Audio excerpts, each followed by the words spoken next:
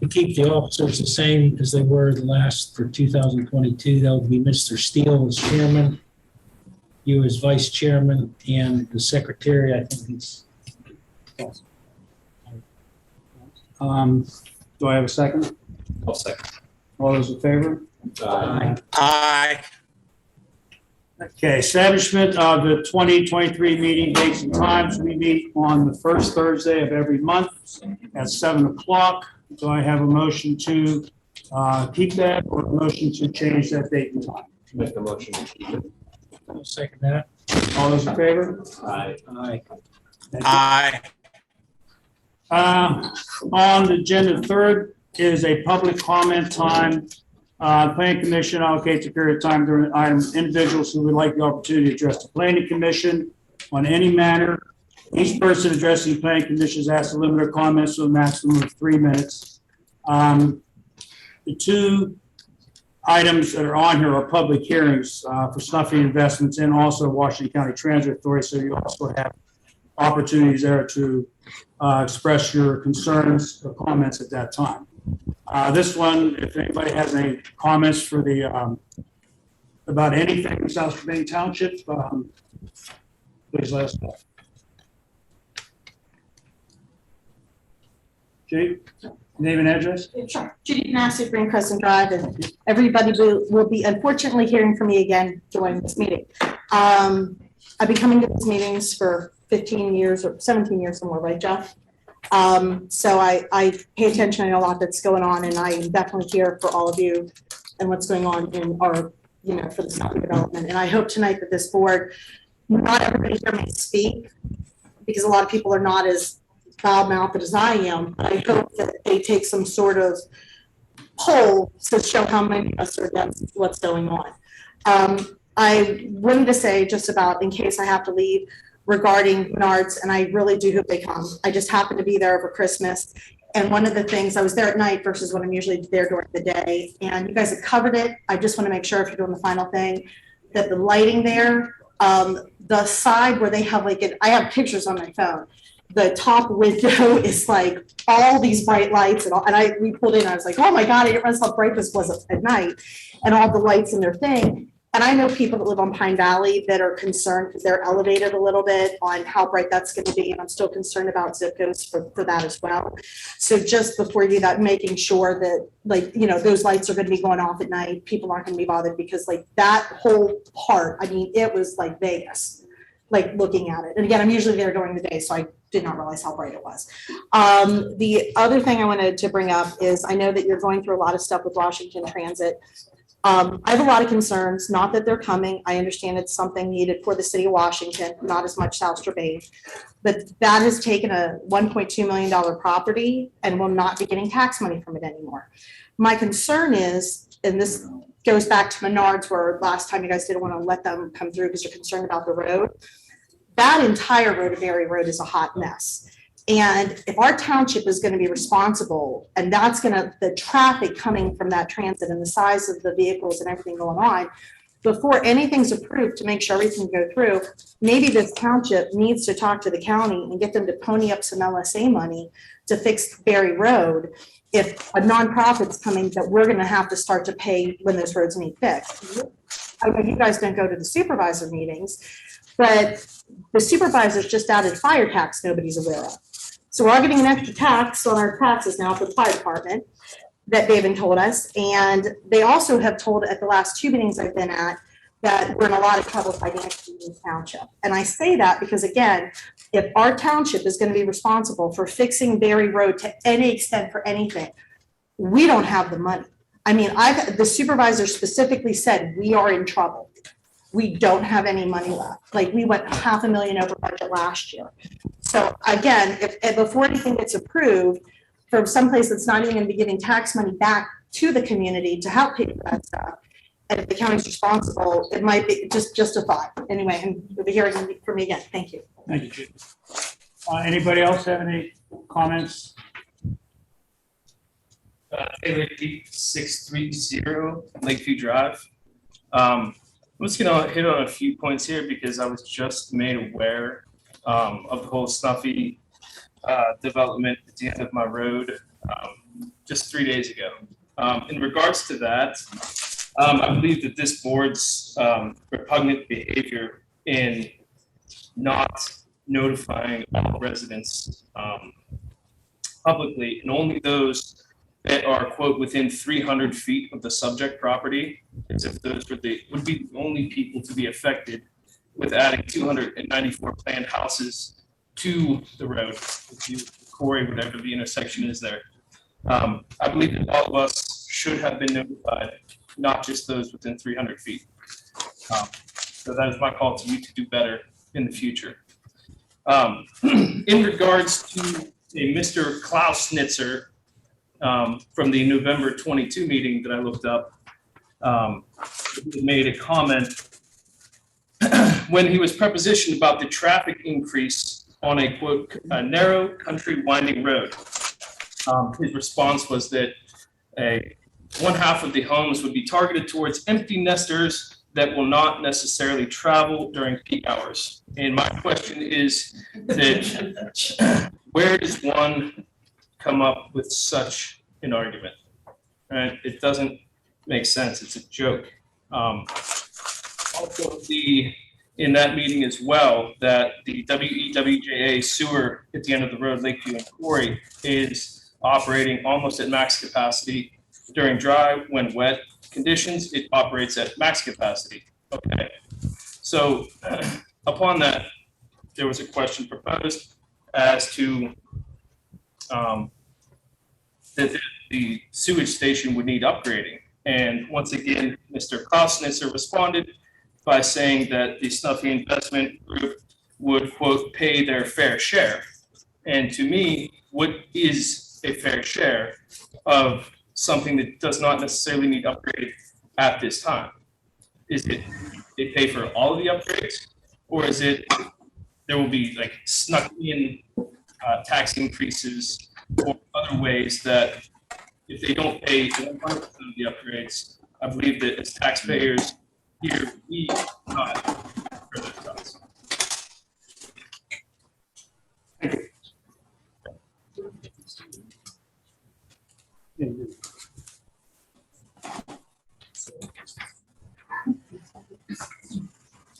Jeff Poole, South Main Street, Washington. Boy, it's great to see everybody here and everybody cares. My first comment would be, this township's been through several comprehensive plans. The planners at the time chose to make this I-1 for a reason, whether it was because it was next to a railroad, because it was next to an interstate, because it was on an unimproved state road. There was a reason for that. And every time this township gets in trouble, it's when the supervisors don't follow the planning commission, don't follow the zoning board. And it seems to be a constant echo anymore. Our township manager, Brandon Standing, wants to change the rules to suit the developers. Nothing's done for the good of the taxpayers. Nothing's done for the good of the people that live here. Nothing's done that's lived here for the people that's lived here all their lives. And this has to stop. Now, I'm going to quote Fred Pizzuto, and I hope I get it right. But I'll tell you if you don't. Thank you. I've been told, this gentleman has said many a times, you knew what it was when you bought it, and there was no guarantee it was going to change when you bought it. So I understand somebody wanting to maximize their investment. I get that. That's business. That's the way the world's supposed to run. That's when the world runs the best. But at some point in time, we have to apply common sense, and we have to be a little cognizant of our neighbors. And I do travel that road, probably more now than I ever have, as a way to avoid Washington, go back and forth to my brother's house. And the road is bad. There's a lot of traffic on it. That turn at the pump station is bad. And I'm going to quote one other thing. Somebody couldn't be here tonight, but they reached out to me, and they were a former member of the South Strabane Township Sanitary Authority that, again, Brandon Stanek didn't appreciate them following the rules. So development wasn't happening at Brandon Stanek's pace. So what do? We get rid of our South Strabane Township Sanitary Authority. And what did he do? went and committed the taxpayers of Township to millions of dollars of debt so we could, for Meadows Landing, and Meadows Landing's now evidently not coming. So again, the work's been done and we're stuck with the bill. And I'm quoting from this former board member, in the past, Snuffy's owners said they would foot the bill for the sewage needs of the property, including upgrading the pump station to the tune of $750,000 minimum in 2021. In addition, Forty and Lakeview are very narrow and dangerous. A statement of fact we all know to be true. So I just ask that this board respect people that are here. And you've got to admit, this is a good crowd. The supervisors don't do this good. Please respect the people that are here. Thank you. Do Zoom participants have a chance to speak? Is anyone monitoring Zoom? Is anyone monitoring the Zoom so Zoom participants can speak? Can you hear me? First. Can you hear me? Yes, 1 second. Can you hear us? I can hear you guys just fine. Thank you. Can you hear me? Sure. Give us a minute for the gentleman to speak and we'll cue you, okay? Thank you. I appreciate it. Thank you. Hello, good evening. My name is Gaylord Plants. I live on Van Station Road, right across from the old stone quarry, Snuffy Investments. I've lived there for 50 years. My family has lived there for probably 130.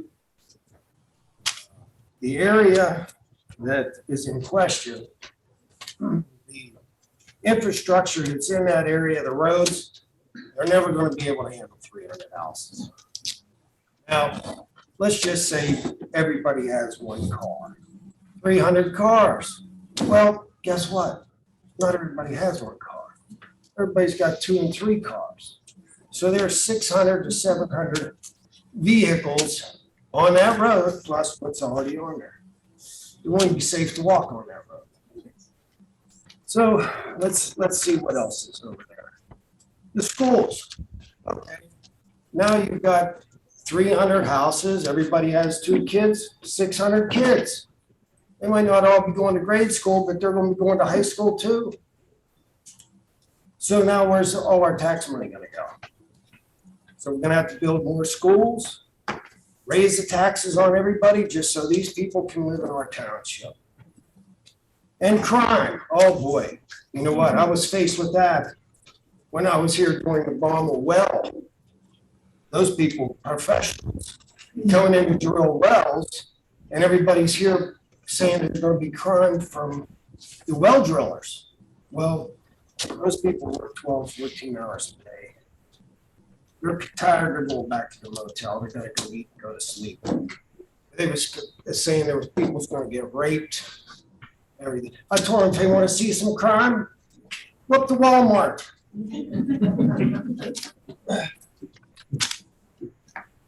So let's see what else I got on the list here. Well, the sewage isn't going to take it. That's for sure. That plant is small. It's on the creek. It doesn't have much room. It's probably going to have to be tripled. For all the rest of the houses that are going to go on that. Probably the water too. There's no water. And the average lots, that's another thing. The average lots that went up Corey Road, when Corey Road first started to get developed on the right-hand side from the older houses, every house up there had a 10-acre lot. Same way on Flora Hill. When you went out Flora Hill from the older houses to the newer houses, they all had 10-acre lots. And those 10-acre lots adjoined Snuffy's property. So why don't Snuffy just sell 10-acre lots? That would solve a lot of problems. And another thing, that property up there has no topsoil, has no dirt on it whatsoever. It is all rock. It was an old stone quarry. You go up there, you walk around, if you can plant a tomato plant up there, you let me know. So there's going to have to be a lot of dirt hauled into that place and a lot of rock hauled out. So where's that going to go? Lakeview and Corey. I rest my case.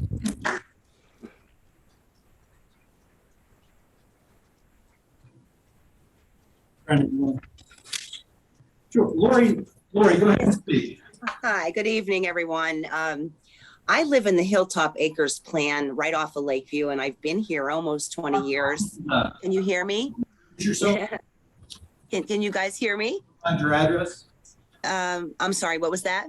Introduce yourself, your name, and provide your address. Sure. My name is Lori Preston, and I live at 56 Hilltop Acres Road in the Hilltop Acres Road plan Thank you. in Washington, right? So I'm about a mile down Lakeview from the Park and Ride. We have 32 residents in our plan, and truly from the Park and Ride all the way down to where this proposed development is going to be, there aren't even 100 homes total. Anyone who's driven Lakeview knows that it's windy in spots. It's very narrow. There are no painted lines. There are no street lights. There are no sidewalks. And we have to contend with RV and campers using Lakeview, to get to KOA. And I've literally been run off the road by them because they're so large. I agree with those folks that spoke before me, adding 294 single family and duplexes, right? So duplexes or multifamily could increase the amount of residents living in that subdivision, somewhere north of 400 families.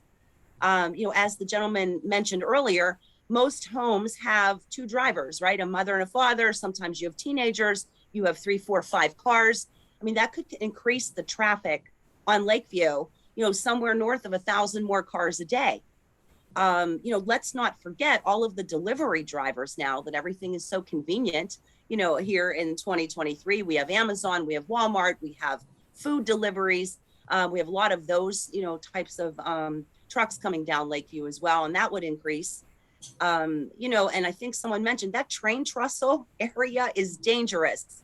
It is a hairpin turn. Every time I go around that turn, I have to kind of hold my breath and hope there's not an RV coming around there. It's just, it's just dangerous. But one thing else I would like to say, in addition, South Strabane is beautiful because it's rural and there is a lot of green space, right? That's what makes it unique. But removing this green space would be detrimental to the wildlife, the trees, nature, would change the landscape on this 134 acre parcel, all in the name of developer greed. I mean, maybe a 10 acre parcel for each would be a solution, as the gentleman before me mentioned. So those are my thoughts on that, and I'm completely opposed to this. Thank you. Thank you. Christian, but before we go, we're going to have public comment on this coming up. So if there's any more comments on Stuffy development, maybe we can hold off until we get to that particular section, unless somebody has to get out of here quickly. If that's okay with everybody. Because I think we're going to have plenty of people here to have a comment. Unless there's somebody else that has, for the public, good. One question, I know there's a lot of people here for that, but is there any way we can keep the Menards one ahead of it? I arranged my travel being there. Probably not. I'd like to get that out of the way. I'm sorry. We'll try to move it along as best we can.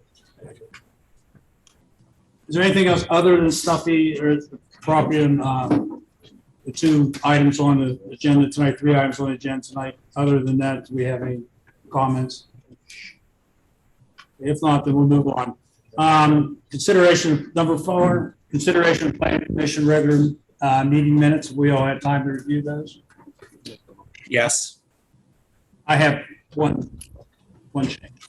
Number 11, I had also asked for a safety study in addition with the traffic study that Paul had brought up. That wasn't.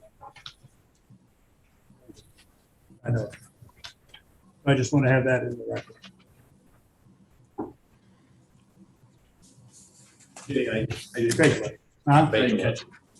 Page 11. We had submitted a traffic study data. We talked about it. And I also asked for a safety study on Berry Road. Thank you. For, the guardrails, problems with it other than just traffic. With that added, I'll entertain a motion. Yeah, I'll second it. I'll make a motion to approve the minutes, We have a second. subject to Mr. Gordon's changes. All those in favor? Aye. Aye. Aye. All right, we, again, are moving up the number 6 to number 5 on the agenda. Number 6 is consideration of an application from Snuffy Investments LP to rezone 2 parcels comprising of 134 acres east of Quarry Road, more specifically known as parcel ID number, which is there, 600 so-so and 600 so-so, from an I2 general industrial to an R2 suburban residential zoning district in consideration of a master plan for Snuffy planned residential development consisting of 294 single-family detached homes and duplexes on that location. Do we have somebody here representing Snuffy Investments? Good evening, Mike Wetzel, Wetzel Associates. Thank you, Mike.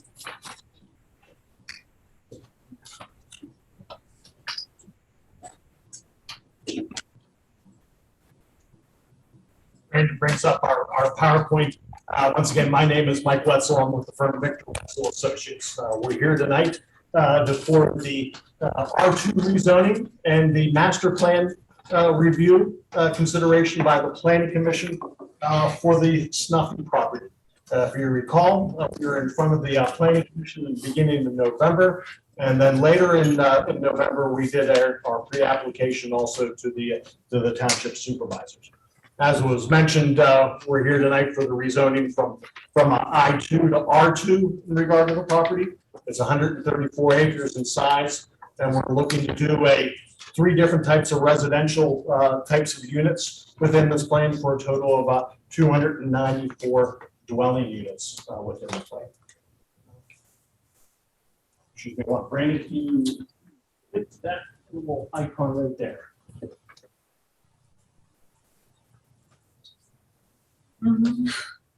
There we go. Good, thank you. So you can go to the next slide. So with that, our project team is shown on the board. The owner of the 2 parcels is Snuffy Investments LP and 695 Lakeview LLC. Those are the property owners. The developer is Frank Sapella of First City Company. The builder is Ryan Pleasant. No problem here. Sorry about that, Ryan, with NVR. And once again, Mike Wetzel with Victor Wetzel Associates in regard to the landscape architects and land planners. So as part of the rezoning requirement, it's a 2-part requirement in regard to the rezoning. First is to revise the township zoning map for the Snuffy property from I2 to R2. And we'll go over that part of the presentation.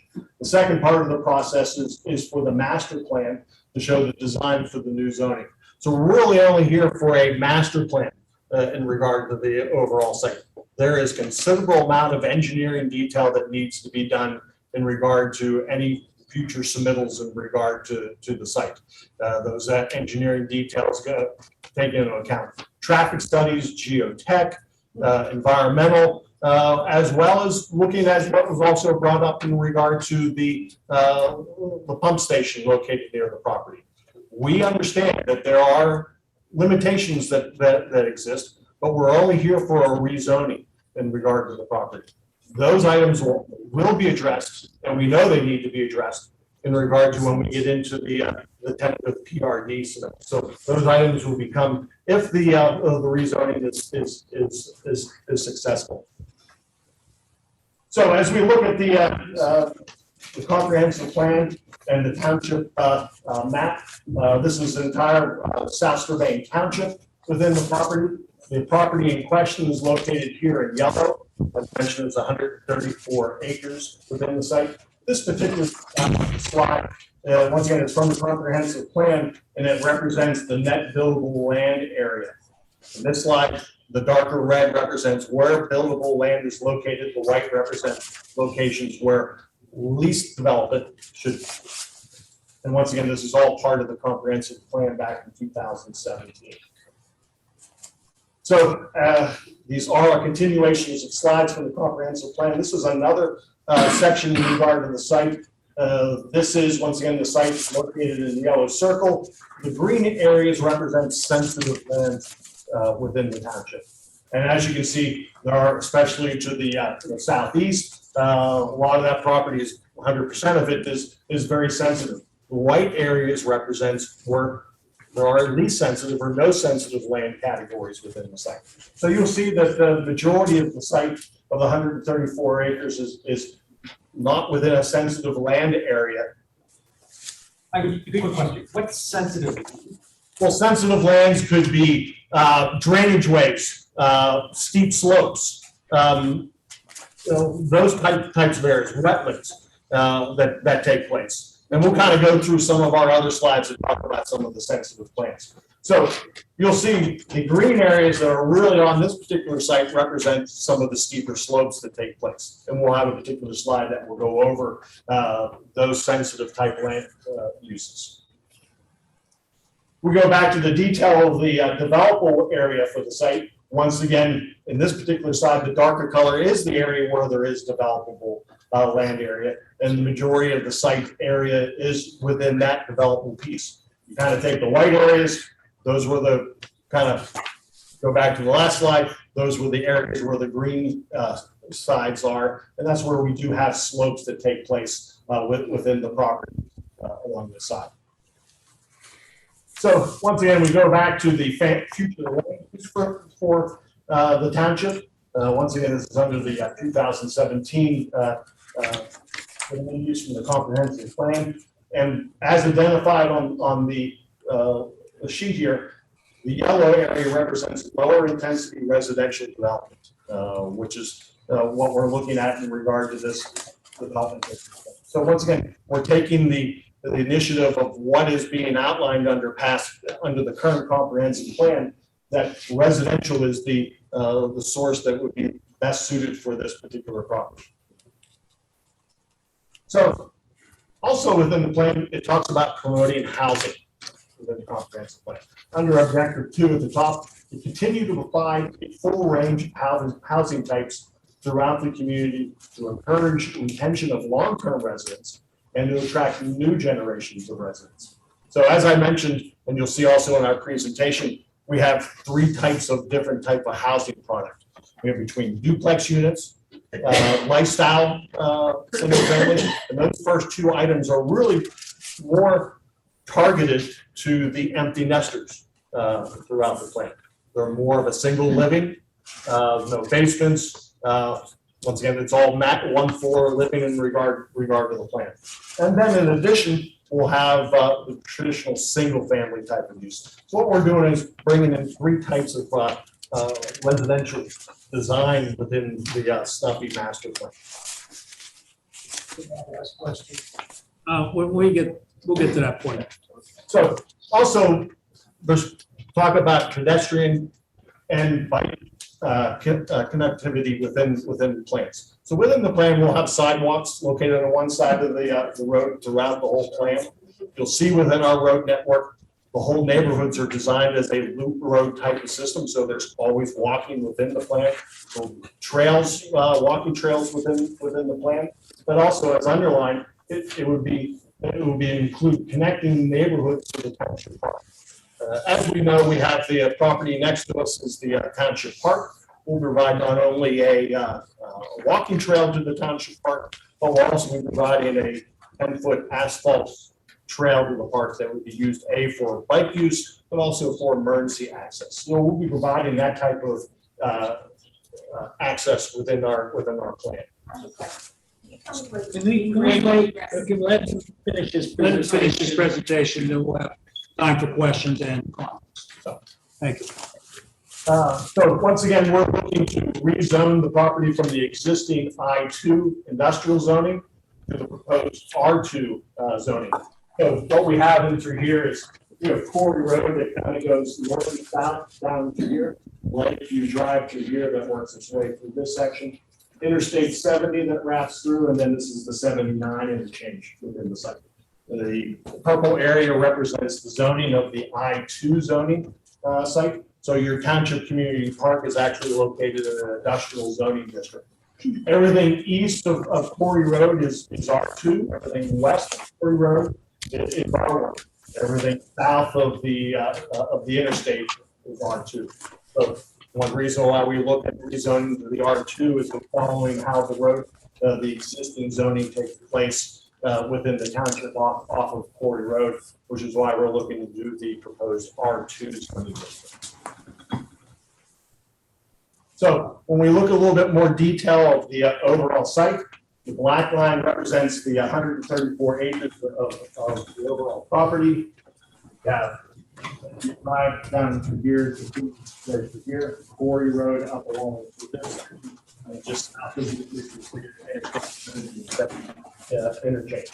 Through this particular slide, this is the topography slope map. The dark dashed lines represent 10-foot contours. And we put the sensitive lands that are there, a color-coded scenario that takes place. White represents slopes within the 0 to 15% slope range. Yellow represents 15 to 25% slopes. The orange represents 25 to 30, and the fuchsia color represents greater than 35% slope. So all of these are corresponding to the earlier exhibits that we showed of the sensitive land, buildable land. Through the slopes, we do have, especially along Quarry Road, along to here, quite a bit of plus 35% slopes. And then we have that pocket that kind of from west to northeast in the property of a mixture of slopes that take place within. Once again, the majority of the site is within the 0 to 15% range. Also, just in general, we also have a high pressure gas line that works its way along this portion of the site. We need to protect and preserve just because of the location and size of that particular line. So once again, we have the master plan. It's similar to what was reviewed at the November pre-application meeting. Proposed 294 homes on 134 acres. Basically, per acre on this site.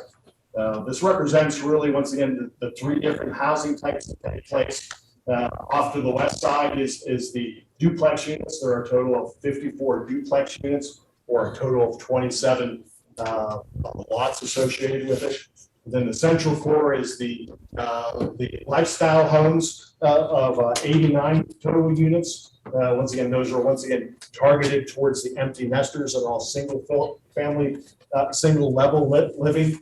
And then more off of the central portion of the site and more to the eastern is where the traditional single family homes within the site. The green areas represents open space within the plan. So we have about 52 acres of open space that's going to be preserved within the site. Will not be able to be ever developed in the future. And under that, we have about 40% of the site located in open space. We'll have our access located at the intersection of Lakeview Drive and Quarry Road, located through here. And we go through the road network that takes place within the site. Once again, you can kind of see right along through here where it's placed within the site. We also have the railroad that takes place along the southern boundary up through the east of the site. So, and we still have discussions in regard to where we are, but under this plan, we have a single access point at the intersection of Lakeview Drive and Quarry Road. We'll kind of go through it. We'll have it a boulevard type of road design associated with it. So there'll be actually two roads associated with the plan, the landscape island in the middle. We've done this several times with several other large developments within Western Pennsylvania, and it's been also reviewed with the emergency staff here at the township. And it's also, once again, typical in regard to an access within the site. We can provide a secondary access along Quarry Road just because of that gas line and the steep slopes that take place along that area. But we'll also have an emergency access over to the community park. But we'll kind of go through that in detail a little bit more. Excuse me, just to clarify something on your, I think the question you're asking is that your entrance. Where's that exactly going to be on Corey Road? Is that going to be where the Newman's is present? No, and we'll go over that. We have additional detail that we'll go over that in regards to that action. We don't get that clarified. So yes, we have a slide that will talk about the exact location of where this entry was. Let's move on. Yes. So, thank you. So we go to the next slide. So as I said, we have the three different types of housing units. We have the duplex neighborhood. Once again, they're more the duplex units. Overall, we'll have 54 units under 27 lots. The lots would be about 102 feet wide with a 20-foot front yard setback.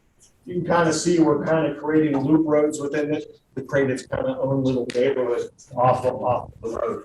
Once again, this is our access point within the plan. We'll have even more detail in regard to the access, but it will be at the intersection of Lakeview and Quarry through this, the access into the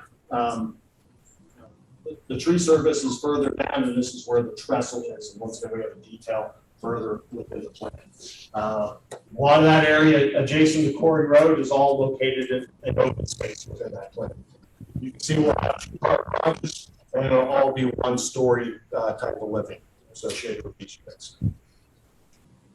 Within the central portion of the site, we have the lifestyle single family within the plan. Once again, there'll be about 62-foot wide lot. Within this section, we'll also have 94 lots associated with this.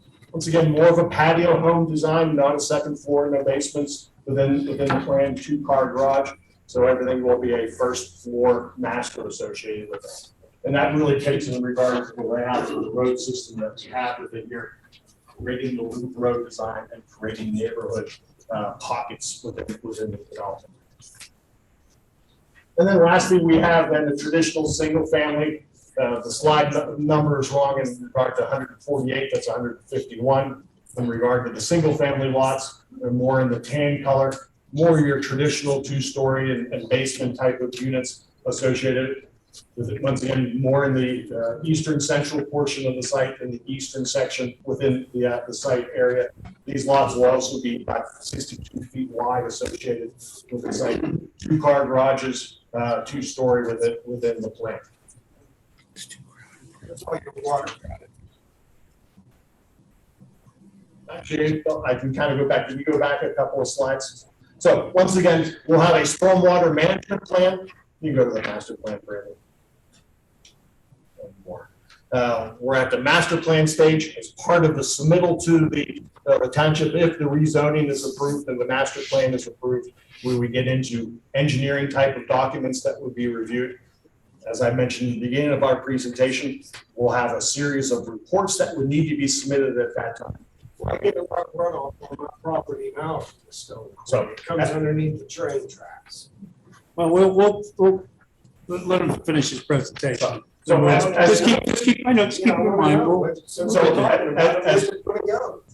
Where's all the streets and everything? Where's all that water gonna go? There's only one creek down there, and it's right where the sewage is. So you're gonna dump into that creek? So as I mentioned, we will have full detail reports, stormwater management reports, geotech reports, environmental reports, as well as a stormwater and traffic report. So we'll have Please. You have comments, hold off to the presentation, and we'll go on with comments from everybody. That's okay. So within the plan, we'll have 2 large detention facilities located at this portion. There is a requirement within the township. They have their stormwater management ordinance that we need to follow in regard to retaining water and collecting water within the plan.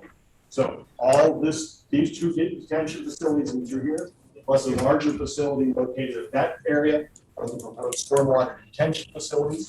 All the water will be collected via the road system, as well as all the roof drains that take place in regard to the gutters for each particular lot. That detail takes place and be submitted in the next phase of the submittal process. Once again, we're at that master plan process within the.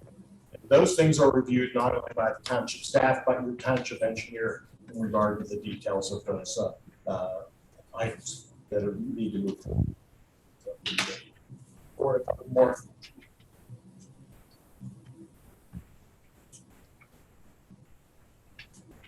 So we talked about the single family homes.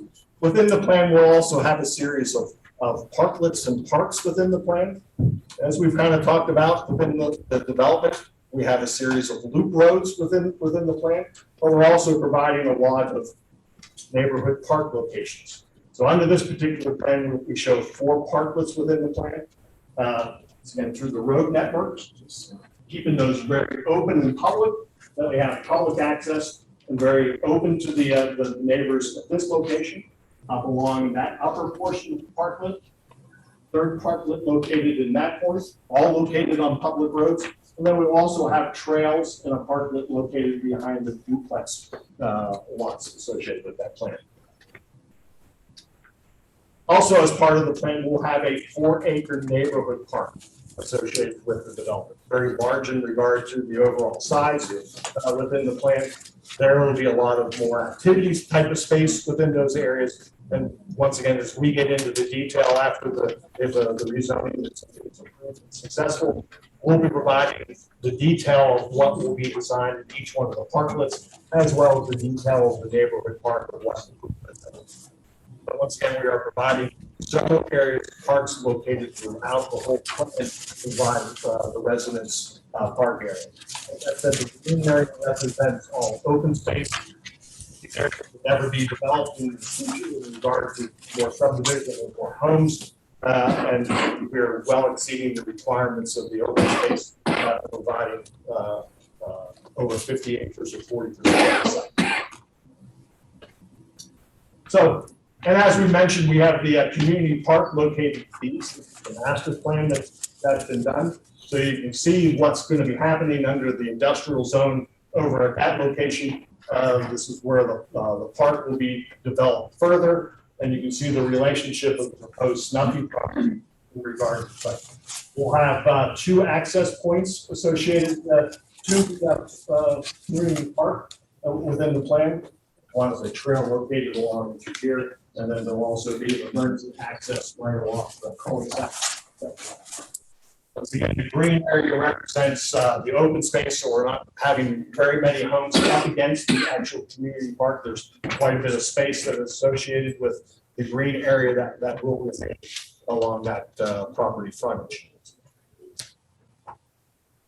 So as I mentioned, there'll be 2 trail connections. One will be in the upper corner, just more of a walking trail connection, and then off of the cul-de-sac, we will have a secondary trail connection to the park system.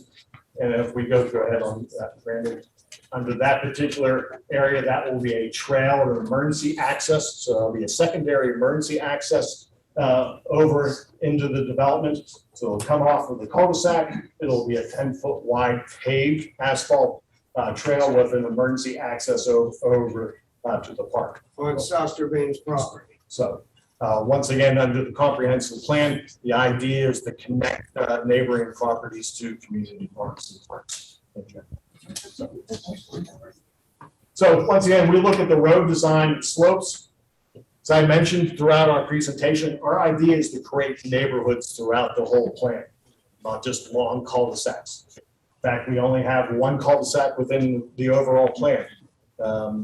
So what we've done with this road system is to create loop roads that make great walking trails, create neighborhoods within the plan. It shows the access in regard to a trail access to the park and the emergency access, and then our access off of Quarry Road and Lakeview Drive.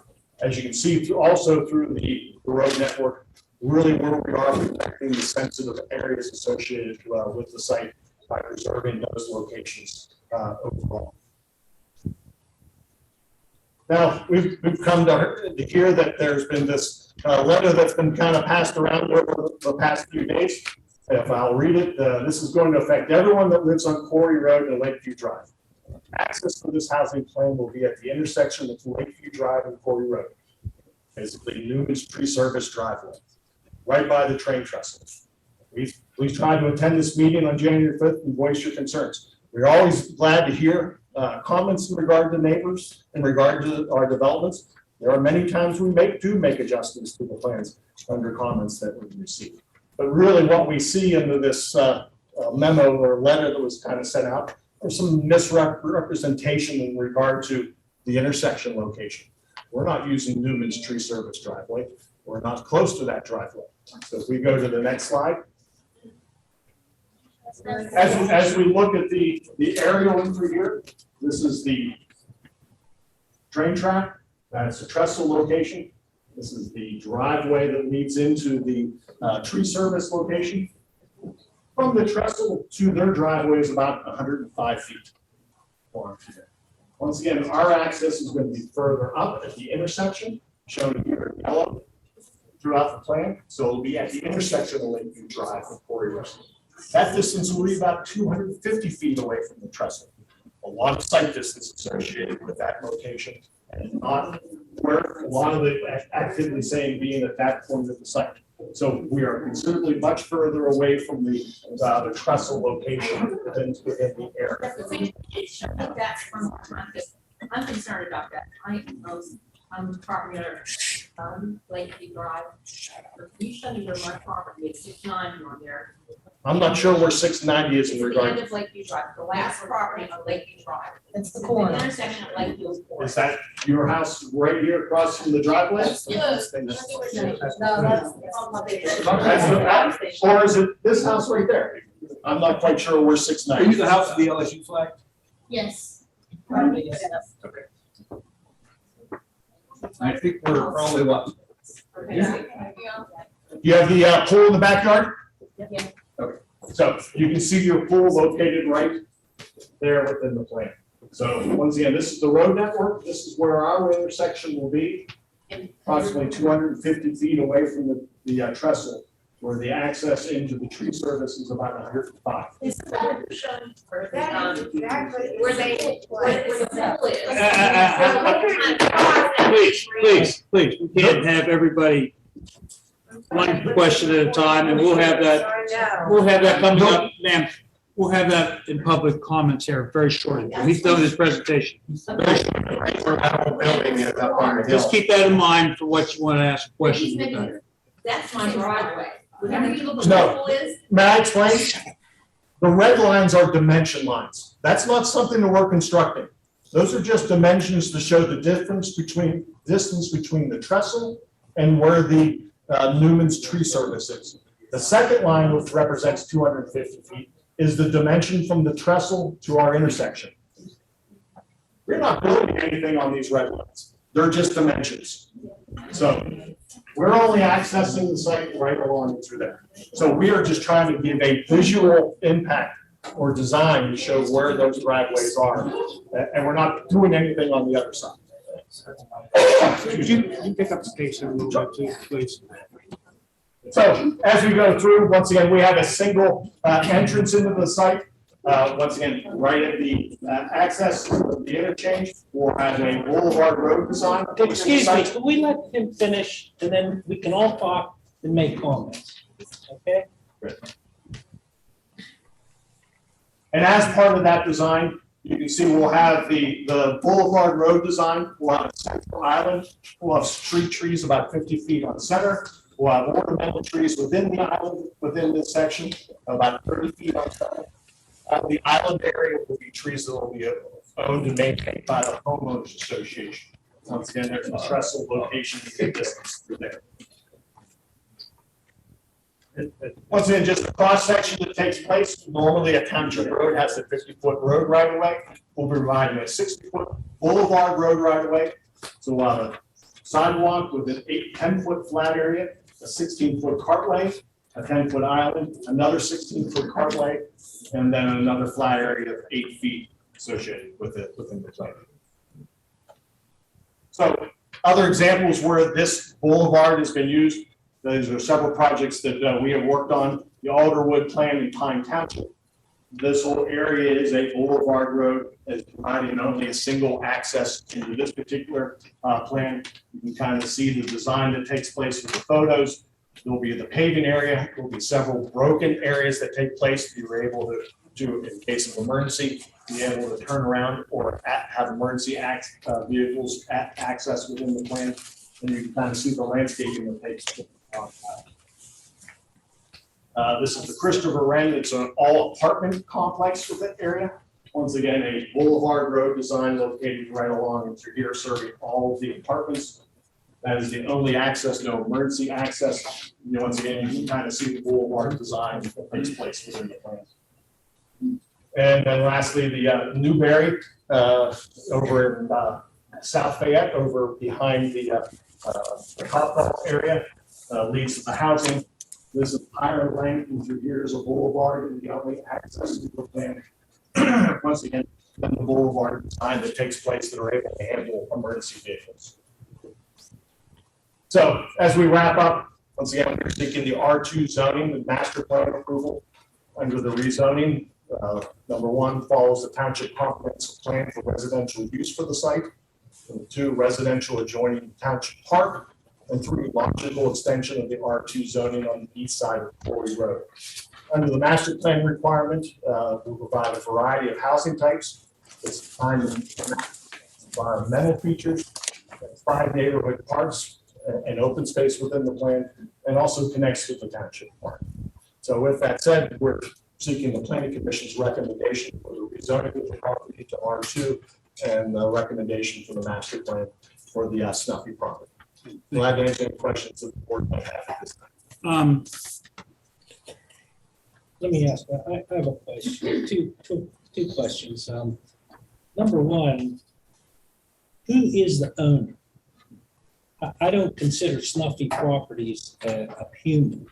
Okay, I'd like to know who is the owner other than Snuffy Investments LP. We have one of the property owners right here. Okay. Scott, why don't you introduce It's my yourself? family that owns both parcels. So my wife's father, Joe Shearer, and Scott Shearer, and their father, Del Shearer, bought the property in the 60s. And it was our Washington Stone Quarry. The quarry's been reclaimed and the property's been vacant. We bought the 695 piece from Dennis Millett. We won supply. And we own both parcels. So we leased the parcel to do my family. Thank you very much. The second thing, the board's gonna ask questions, then we're gonna open it up to the public. No, but he says the name for the record. He just said he owned it. I don't My think name he is said- Scott, T-E-R-E-R. And I'm an officer of the. Okay, thank you. The other question I have for Mr. Wetzel is, if the zoning is granted from 9 to R2, will you then need to come back in for any variances on R2?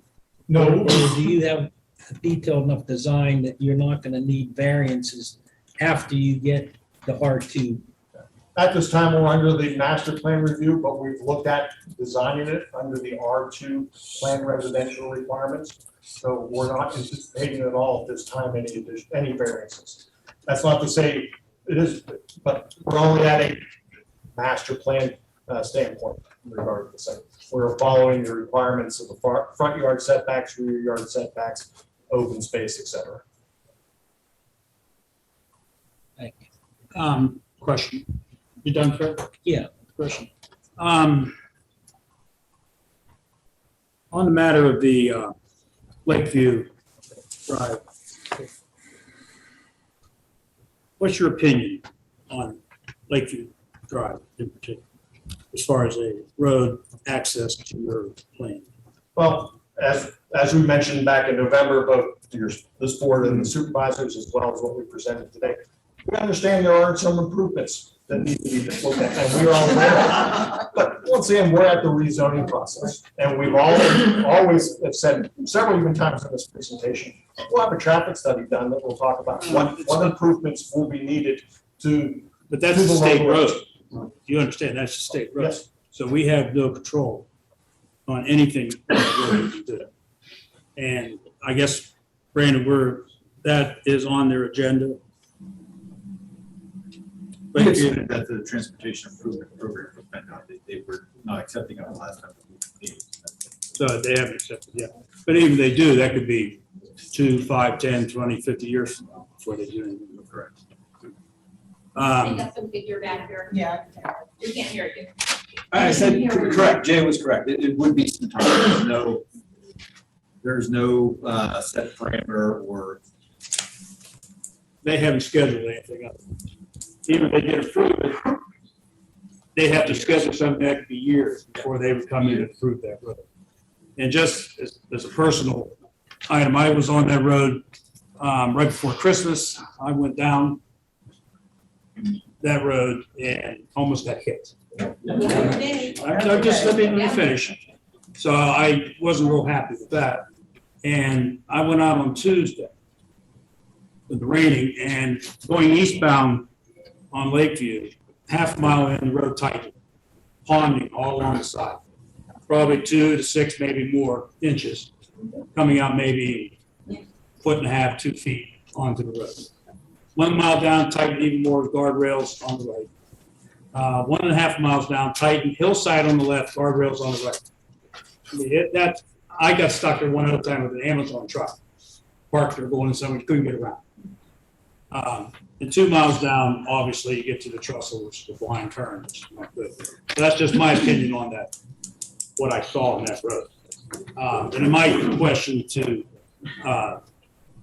Snuffy here, what do you propose to do with that? Correct, that's all part of that mentioned. Additional study needs to be done in regard to improvements. And we agree with that. How are you going to get that improved? Yeah, well, once again, developers work with PennDOT in regard to roads all the time, in regards to providing access. We know that's an issue that needs to be further discussed with PennDOT, the township, as well as our traffic stuff. So you would be willing to hold off until that road's correct? We need to be able to have additional reviews with PennDOT. Again, you would be able to hold off until that road's correct. I can't say that for right now. And once again, our traffic study has not been. Yeah, well, you answered my question. Any other comments from the Yeah, I think first of all, the township is gonna need to see a full design deficiency report on Lakeview Road. Not just a traffic study, because we've been through those hoops. They'll say, 400 cars, that doesn't have any impact. Well, it may not if the road was a good road. But I think that the township at least needs to see a full design deficiency report, not just the traffic study, on what is wrong with Lakeview Road, all the way up from Bow Street down to Quarry Road. Because there's plenty of bad spots there. And PennDOT, we've asked PennDOT, I don't know how many times to correct this Cameron Road, Manifold Road abortion down there, and we just get lip service. So, the township isn't going to accept or approve anything until we see some commitment by the developer and PennDOT that road is going to be corrected, and it's not going to be in their 25-year plan or something like that. And I don't think the board is ever going to move this to the supervisors until we have some assurance of that. Which is why this is only stage one. Actually, I'll have multi-stage review. Once again, we're at a master plan review. We're not at an engineering review. The rezoning allows us to move on to the next step. And we know that there are those additional engineering requirements, not only from a traffic and the road efficiencies, but stormwater, environmental, et cetera. And I think all the people in the audience need to know what could be done in the I-2 zone without the rezone by the current owners of the property. They can put in a cleaning service. They can put in gas wells. They can put the mine disposal area. There is a lot of stuff they could do there right now out of their right in the I-2 zone. And I think people need to appreciate that. They could run big trucks down Lakeview Road, and they could develop the I-2 property in a lot of ways that would have impacts to the local residents out of their right to use that property currently as I-2. So I think everybody needs to be cognizant of what they could do with that I-2 property right now without a traffic study, without any running through the planning commission. It is a permitted use. I looked it up while he was talking. So there's a lot of things that can be done in that I-2 zone right now that they don't have to go through anybody. He can just go ahead and start doing it. And so everybody has to be cognizant of that. You know, we went through 10 years ago, I went through all kind of gyrations with these gas wells. He could put the biggest gas well in western Pennsylvania on that property and never have to ask anybody's permission. But I think the owner has to be, you know, considered here what he could do with that property. Because right now, to me, that I-2 zone looks almost like spot zoning. He's surrounded by residential. So to move the ball a little bit here, I don't see any real problem with rezoning that R2 over what he could do right now in I-2. But with that being said, the issues with Lakeview and somewhat with Quarry Road are really critical in this ever moving forward. And I understand we're only at the master plan stage, but there's going to be some really hard questions asked of the developer down the road. And we agree, and once again, that's, as we say, that a lot of detail and review of the deficiencies will be provided in other stages. Once again, the rezoning doesn't say, hey, we can go out and start building next week. There's still plenty of other meetings that will take place between a tentative approval, and a tentative approval will require another public hearing within the plan. We'll need to also go to final plans. So it is a multi-stage process that we're looking at. Your entry width, what was that again? It was like 60 some feet or whatever. What was your driveway width? You mean on the boulevard he was talking about? So we have, like just a ballpark. we have a 60-foot road right-of-way width in through there. Township, initial township type of road is a 50-foot. Traditional township road is only a 24-foot wide road within the plan. Our plan will provide a boulevard type of road that will be 16 feet on each side, which will allow vehicles to be, if an emergency is required, be able to use one or both of those roads. But you only have one ingress, right? No egress. You're proposing 294 homes. Quarry and Lakeview cannot handle it. Not to mention emergency vehicles. And as we discussed in past meetings, we had met with the emergency representatives in regard to the boulevard road design as opposed to a single access. I'm talking ingress, egress. Yes, correct. And that's an ingress regress in regard to the boulevard design. You only have one. And then we have the emergency access that we reviewed. Going to the park. It's going to the park.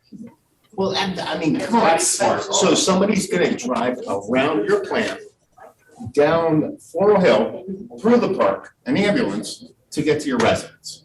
Does that make sense? It's the boulevard road. You only have one ingress. If that one if it can't get through that main boulevard, then the emergency exit comes in. Through the largest part this township has. Yeah, I understand. And okay, so. Just trying to clarify.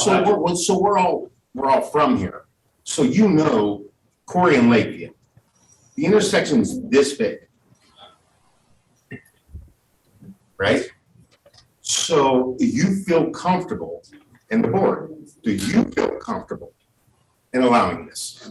We haven't got to that point yet. Okay. If we can't, I have to get to the engineer's comments, and we're going to open it up to the public, which you can then start asking more questions. We just keep okay. And move and organize. Gotcha. Sorry. That's all right. And one other thing also is regarding the zoning change in subdividing these lots. It's illegal to approve a subdivision without having the sewage facility, not stormwater, but the sanitary sewers addressed, whether it's on-lot systems or whether it's public system.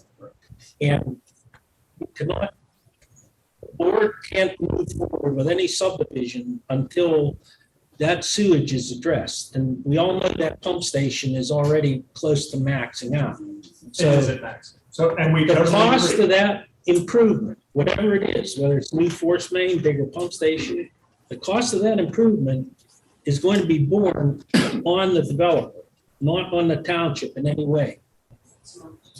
And once again, that's where that engineering detail, we understand we can't get a tentative PRD approval without utility availability letters. And that includes the satisfactory improvements to requirements to the pump station. Jim, I have a question. Sure. And Brandon, I'm not sure if it's something you can answer or the board to consider. If we were to rezone this, because that's what's here before the board right now. Right now, it is zoned industrial. So as Fred was stating, anything that's permitted in an industrial needs to go in without question, more or less. If it's rezoned to residential, if that changes those requirements, and anything that's permitted in a residential zone can go in there. The big concern is the roads with Lakeview and making sure that is addressed before adding more things to those roads.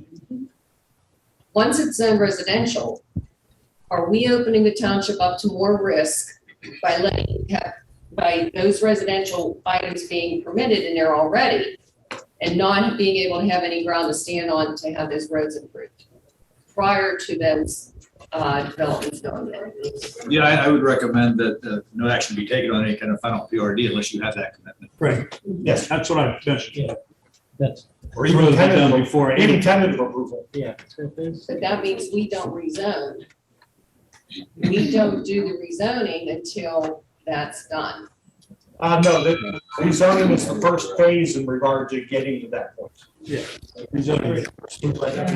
No, but that's, I agree. No, that's backwards. That's backwards. Is it, I know what you're saying. I know what you're saying. But Fred mentioned that under the I2, again, or industrial, we can put anything in. If we would approve R2, and a lot of things have to be done to make it R2 acceptable as far as the roads and so forth is concerned. But under I2, nothing we can do. That I understand, but Paula brought up a great point. Why not make them go through the hoops and know before you guys Oh, absolutely. rezone it R2?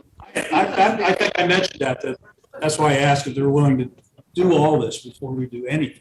But we don't have anything in writing from them. No. This gets tricky because I know the developer doesn't really want to spend more time and effort if they're not in every zone to be able to do what they want to do. In that area, honestly, the rezoning to R2 is more acceptable than the I in that area because of the adjacent residential areas. I mean, that is predominantly residential. But the roads are a big concern. And we have the same situation on Berry. We'll get to that later. Exactly. And I'm not trying, I don't want to turn into this, but no. But I'm reluctant to doing that rezoning until we know those roads will be addressed. I don't mean to hold you up, but we're concerned about the safety of the township and the residents. And I don't know how we can approve that rezoning until we're sure you're going to be able to work with PennDOT, which is not easy, to get changes made to those roads and improve them before adding the additional traffic. As I said, this is a multi-phase process. I We need to know if we can get the rezoning, whether it's a recommendation by the planning commission, so that we can get into that additional detail. Can it be pending? Can it be? no. In theory, it's pending because under that next phase, we need to submit a tentative PRD plan. And without all that information under the tentative PRD, the plan would never get approved. But the rezoning, but then does the rezoning revert back? No. Yeah, exactly. Well, it's sort of like the chicken and the egg. Yeah, you're right. Yeah. So, I have, can I introduce it? Okay. Yeah. first of all, if this is a rezoning issue, we're starting right now. Once it's rezoned, okay, and Brandon, I'm going to ask you to maybe I interject something on this too. Once it's rezoned, they cannot proceed, tell me if I'm wrong, they cannot proceed with a PRD until they satisfy the township that they have taken the steps to get the sewage treatment process upgraded and the access roads coming in on Lakeview and Quarry to the satisfaction of PennDOT and the township. Am I correct in that? No, the rezoning, yeah, Joe, the rezoning is the rezoning decision. No, I understand that, but subsequent to it being rezoned, let's assume that the supervisors approve this rezoning to R2. My statement is, and tell me if I'm incorrect, they cannot proceed with a PRD without meeting the requirements of access and sewage treatment ability. Correct or incorrect? Because that's a big question that I think is a big thing that all of the people there are asking. Correct, and that would come with tentative and final approval. Okay, so they cannot get a tentative and final approval to do the PRD without taking care of and satisfying the township that they have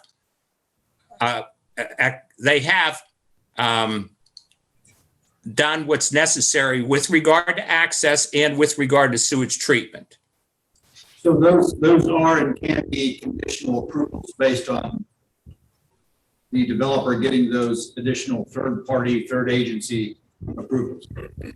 Right. So those can be conditions that the township puts on them, that they get those things before the township would approve a PRD.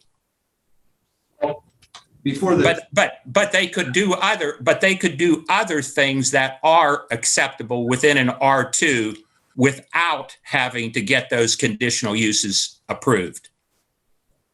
In other words, they could do any use by right in an R2 once this is done, but they can't do anything that's a conditional use. I would think by right. And that's my. Yeah, with the rezoning, but if the master plan is approved, that's the expectation.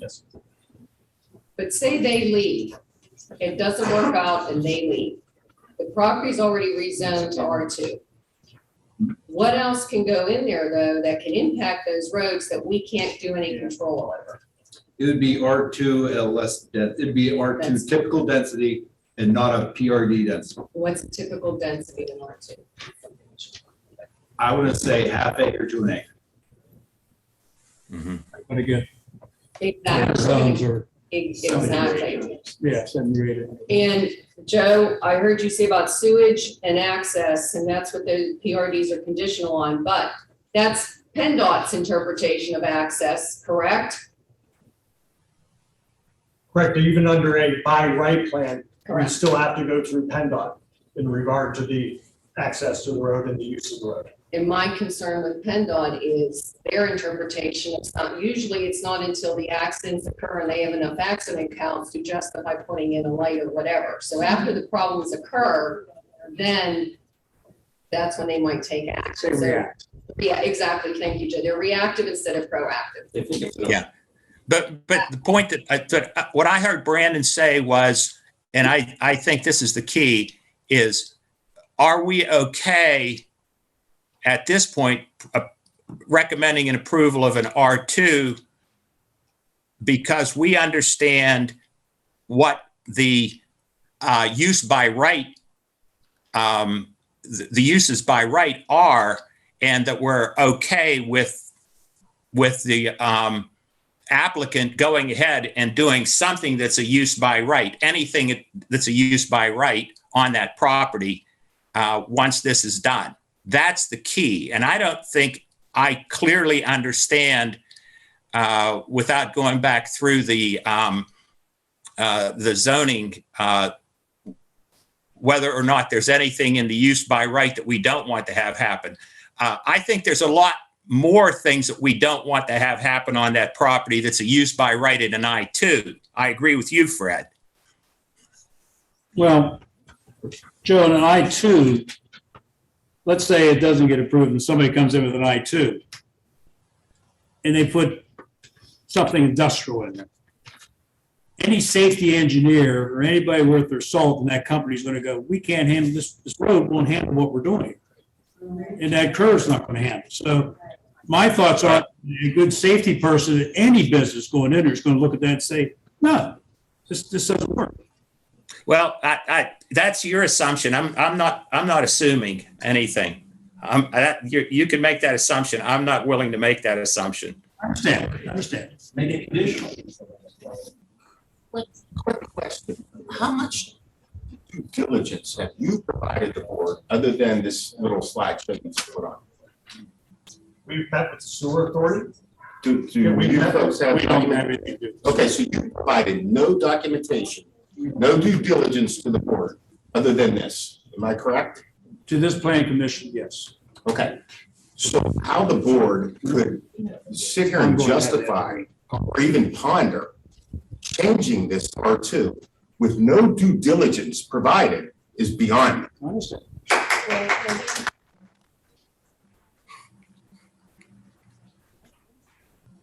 The board, the township's rezoning has a process. It's written in the ordinance. That's why we always throughout this whole presentation, back in November, tonight, it is a process. There's a requirement for rezoning. We've satisfied the requirements for the rezoning, but we haven't satisfied the requirements for tentative PRD submittal. But for the board to even consider, you supply no due diligence. You supply nothing other than this. And that's not part of the requirement for the rezoning application. And I would ask the board to take that into consideration. We've had, this particular property has been before us a number of times by not just this developer, other developers, you know. And it comes down to the same issue, is Lakeview Road, that quarry trestle, the site distance there, the pump station, this isn't some epiphany here. You know, we've had this same baloney for several years. I guess it was an epiphany to me when I got this in my paper box yesterday. Well, yeah. Then the epiphany hit me. Yeah. Okay. Wait, anything else for the board? I don't have anything else right now. I think Engineering comments? Okay, well, thanks. Okay. We will then proceed with the public here. Please state your name and your address. Keep it to 3 minutes. Please don't repeat what somebody else said somewhere along the line. If you agree with somebody, fine. I agree with Joe or Sarah, whatever her name is. And we'll just keep it that. So please keep it 3 minutes. Don't repeat what somebody else has already said. If you have a question, that's fine. And we can start that public hearing. And I will. What? Okay. Correct. No, you just speak up so we can hear you. All right, well, as far as I'm concerned, and probably a lot of people in here are too, that we're not satisfied yet. And I think snuffy investments has jumped the gun. It's a little premature. Their master plan looks great if it was somewhere else besides at Quarry Road and Lakeview Drive. When they say that their entrance isn't going to be at Lakeview Drive, well, you know what? Anybody go down there, there's a mailbox there and a telephone pole. It's probably going to be right in there somewhere. It's going to be off about 50 feet from where it's at right now. So in other words, you're going to be coming out of there onto a one-lane bridge to go up Lakeview Drive. The other thing is they don't have a runoff plan. They don't know where their water's going to go. Yeah, they got a couple ponds there, but where's the ponds going to empty to? No, nothing there to show that. The grocery stores, are gonna be overwhelmed. Everything in this area is gonna be overwhelmed. We've already got plans going out on 19. We had plans going out near the golf course. We have plans everywhere. This is the only spot in South Strabane that is still a green area. And it's in a bad spot to begin with. I think the board needs to reconsider on this. That's probably why you've never passed anything there anyway. It's in a bad spot. And especially for 600 cars to be coming out of there with people that don't even know how to drive or on their cell phone. Thank you. Hi, my name's Greg Goring. I live at the corner of Quarry and Lakeview. I'm a little disappointed now that I thought there was gonna be at least 2 entrances to this place. And you're talking about putting this road right across the street from my house. So now I've gotta have these 300 to 500, 700 cars in and out of there every day, driving up these roads. If you've ever been on these roads, you'd understand what everybody in here is saying. Okay, so that's my really big concern here is all that traffic that's gonna be right there at my house. I didn't build my house here 25 years ago to live in the city. Another big concern I have is, again, we're talking about the water. Every time it rains, a moderate to heavy rain, should have been down on, you said you were down on Tuesday? I have pictures. There's a river running through my front yard. There used to be a little stream. If you have any plans of dumping any water on the Quarry Road, there better be a storm sewer in there to take that water somewhere else other than dumping it into that. It can't handle all the water volume that's coming down there now, and if you wanna put more into there, it doesn't work. Yeah. And we'll have a. I have other concerns too, but other people have spoken about, I just hope that, I mean, that you're taking good notes, and I'm not opposed to development. Okay, we don't live under bushes that people want to build houses, right? I built my house there, I have no problem with that. I do have a problem with you affecting people's quality of life to your agenda. Thank you. Excuse me, sir, I didn't get your name. Greg, Goring. Jeff Full again. Number one, exactly what he said. You're changing the fabric of the neighborhood. You're adding more houses on that 134 acres than you have in the neighboring 600 acres. I don't think that's right. You all know where the Memory Center is on South Main Street. How it ever got through the state, how it ever got through the township, that they allowed that Memory Center to be built on a residential driveway on one of the worst turns in South Strabane on a state road. Why it wasn't fixed, I don't know. I don't know if that was the township's mistake, if they signed on and said, oh, you go to driveway, you're good. But it sounds to me like the same thing could happen here. I think that's wrong. I think it's wrong that we use the taxpayers' park as an egress. I think that's just gonna turn into a place for the neighborhood kids to cut the law and run through, number one. Number two, are we gonna maintain that road in the winter? So if there's an emergency in the winter, we can get fire trucks in and out? And that's only fair. You know, again, not at the taxpayer's expense. The school. A friend of mine owned, I believe it was Dwyer Golf Course customer up in Moon Township. The township bought the golf course so the residents wouldn't have to pay for school. That's how much of an impact this has on the taxpayers. And again, we're here to represent us, the people that live here. And you guys know that. Jay, I drive a truck on that road every couple of weeks. I know exactly what you're saying. I've been there. I know exactly what you're saying. And your comments was right. Fred, your comments on Cameron Road, little history lesson here. Remember, we modified that intersection for the TIF, for Bass Road. The only intersection like it in the United States. Okay? I understand. And how many accidents have been down there? Because we don't follow the rules. This township has issues with that. If you're gonna have an HOA, we have an HOA out called Strabane Manor now.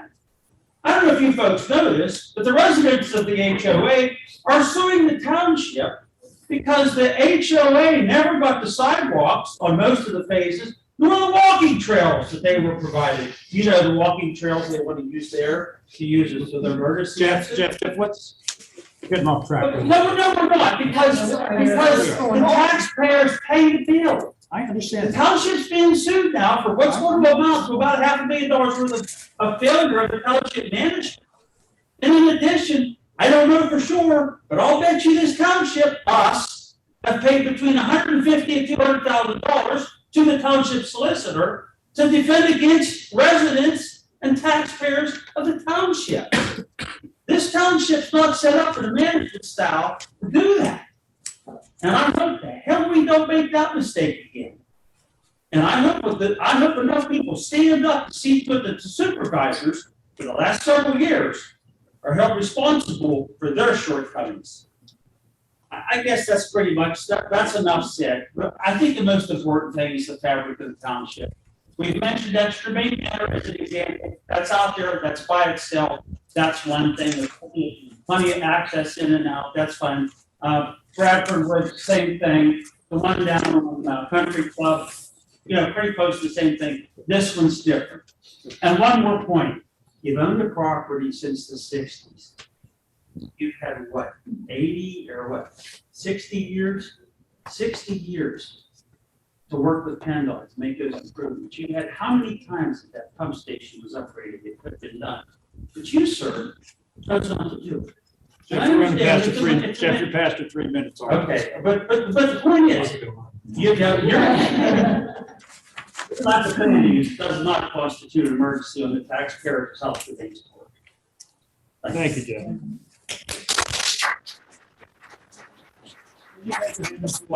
Go ahead. My name's Rebecca Dora.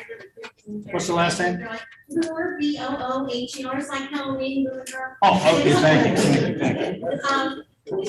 I'm not an engineer, former teacher, retired teacher, okay, so, also, quarry, rock, means you're going to have to blast, correct? Okay, maybe, yes, maybe no, okay. We'll be doing a Many of geotech. us have wells and septic systems along that road, and so if they are blasting, okay, we have bridges, and a couple of them have been replaced. About that, like I said, I'm not an engineer, but if you have to get rid of the rock, you have to use a little bit of something to get rid of it, right? And so, I'm just not sure. Thank you. You done? Young lady. Mr. Gore, I wanted to address Jeff here for 1 second. Yeah, the megaphone. Greg. There was a plan with 2 entrances into here. Right. And that didn't pan out because of that big gas line that was in the way. Well, Another complaint that's. my proposal was, well, you can relocate a gas line if it's not cheap, but you can do that. They chose to go to the single boulevard entrance, so we sort of went through one little iteration of the 2 entrances into this. Right, I understand that, and there's little distance between my driveway and the Newman's entrance. Right. And now they're talking about putting a 60-foot right of way in between there, they have all that traffic. Yeah. I realize that. And like somebody mentioned, that bridge on Lakeview, that's a narrow, single lane bridge. Traffic has a hard enough time getting across there now. Go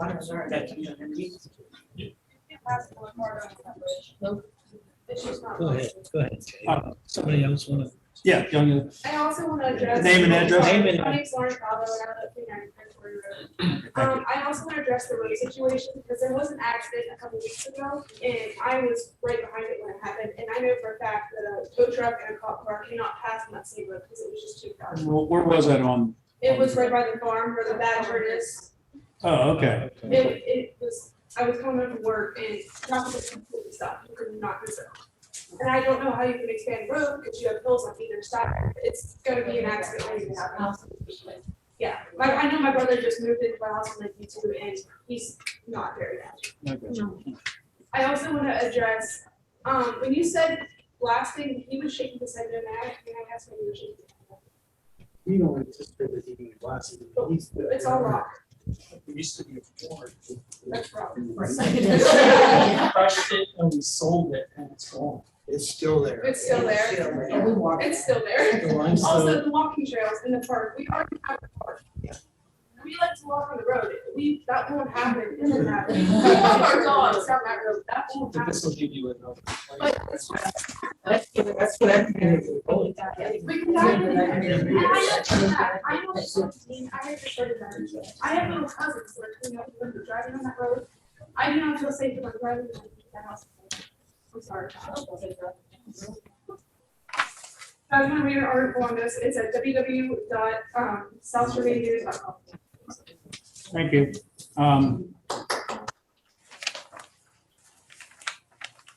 Renee, again. I'm Dr. Campbell, Steve Casper, Casper Construction. You may have worked a lot of your homes. You guys probably see me waiting to do as I have my German Shepherd out walking on my property. I had a used German Shepherd when I was half her, she got away from me, 15 months old, so I feel on Lakeview Drive, ran across the street, their dog got killed on Lakeview Drive. Some are pillars that have our carriage lights on them have been totally destroyed. We have to have them replaced. They used to have a brick on our house. They don't want to get that. It's done it. Our mailbox has been taken out. We have so much runoff that they have to put a culvert pipe in our front yard to handle all the runoff. The runoff is so bad. I know where your house is. Okay. Sure. We had PennDOT dealing with us. The runoff was so bad alongside of the road. I could say stand in a hole up in the east. We had a big PennDOT, not those of the guys on PennDOT. But they had to run off across from 70 pipe between our houses. We had some, they told us we had water in our property, very built a house, we never had a drop in our basement. We had so much water, we had 3 foot of water coming into our basement, down our stairs. Over $100,000 backed up. And that's the good part of Lakeview. I mean, Yeah. we also have a house, we own a house on 690, on 690 Lakeview Drive, which is the last house on the right. We just sold That it. place is, it's constantly. Runoff, water runoff, and first, I don't know how they're gonna handle all the sewage. I understand they're not responsible for sewage, right? We've had that discussion, that's. Okay, Before you I would did. like to talk about the endowments. Is there an endowment that's supposed to pay for the sewage? I had heard rumors of that. I don't know about that. Brad, is there an endowment for the sewage line or something, some kind of? It's applied for. We've made applications for it. Yeah. So we don't want to make sure, we want to make sure that we're not going to be responsible as taxpayers to pay for the sewage for development in this area. And my concern is to have somebody who lives on Lakeview, and anybody else who lives there, you want the speed limit is 35 miles an hour. So it's a 35 mile an hour country road. It doesn't even have a dividing line. It has no sidelines on it. Most of us that live there drive down the middle of the road, and because we're afraid that the deer's going to come out, we want to kill the deer, we want to kill the and And it's something that just, so.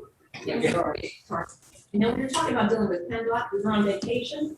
PennDOT, when they put the retaining wall, the sound barrier, down 70, our house is right behind that.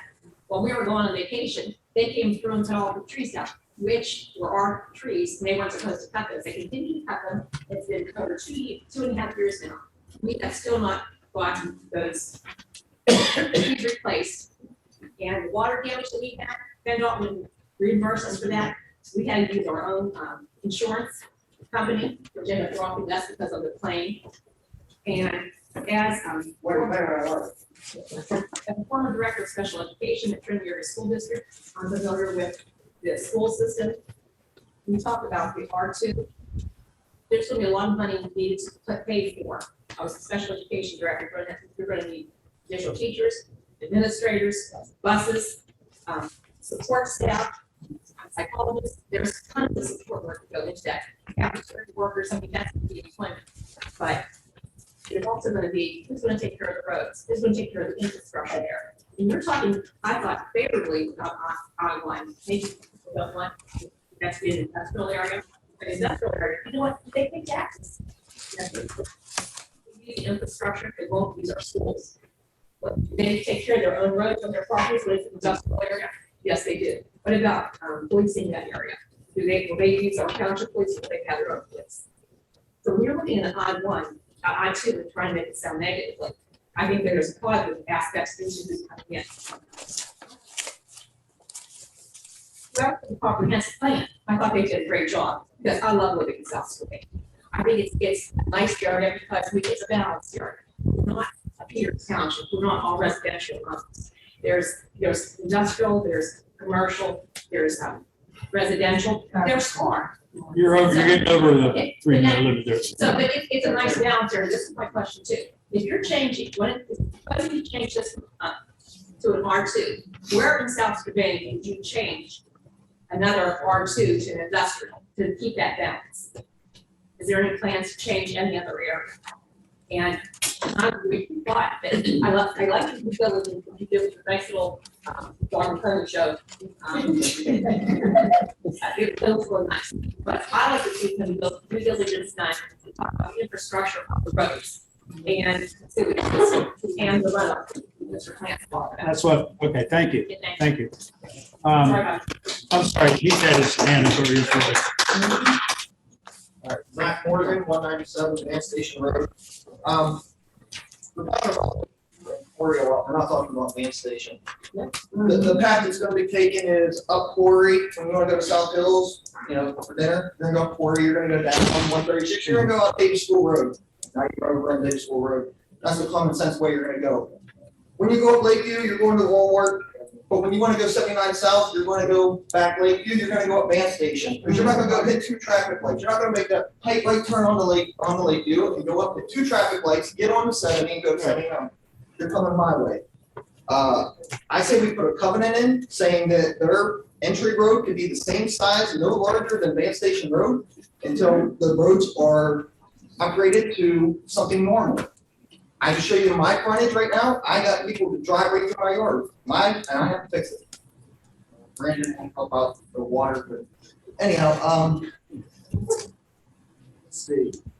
So that'll do the uniformity that we have them keep their driveway the same size as the other roads. They can take the 4-acre park out of their plan, I'll help you guys out and give the homeowners another blade of grass or two.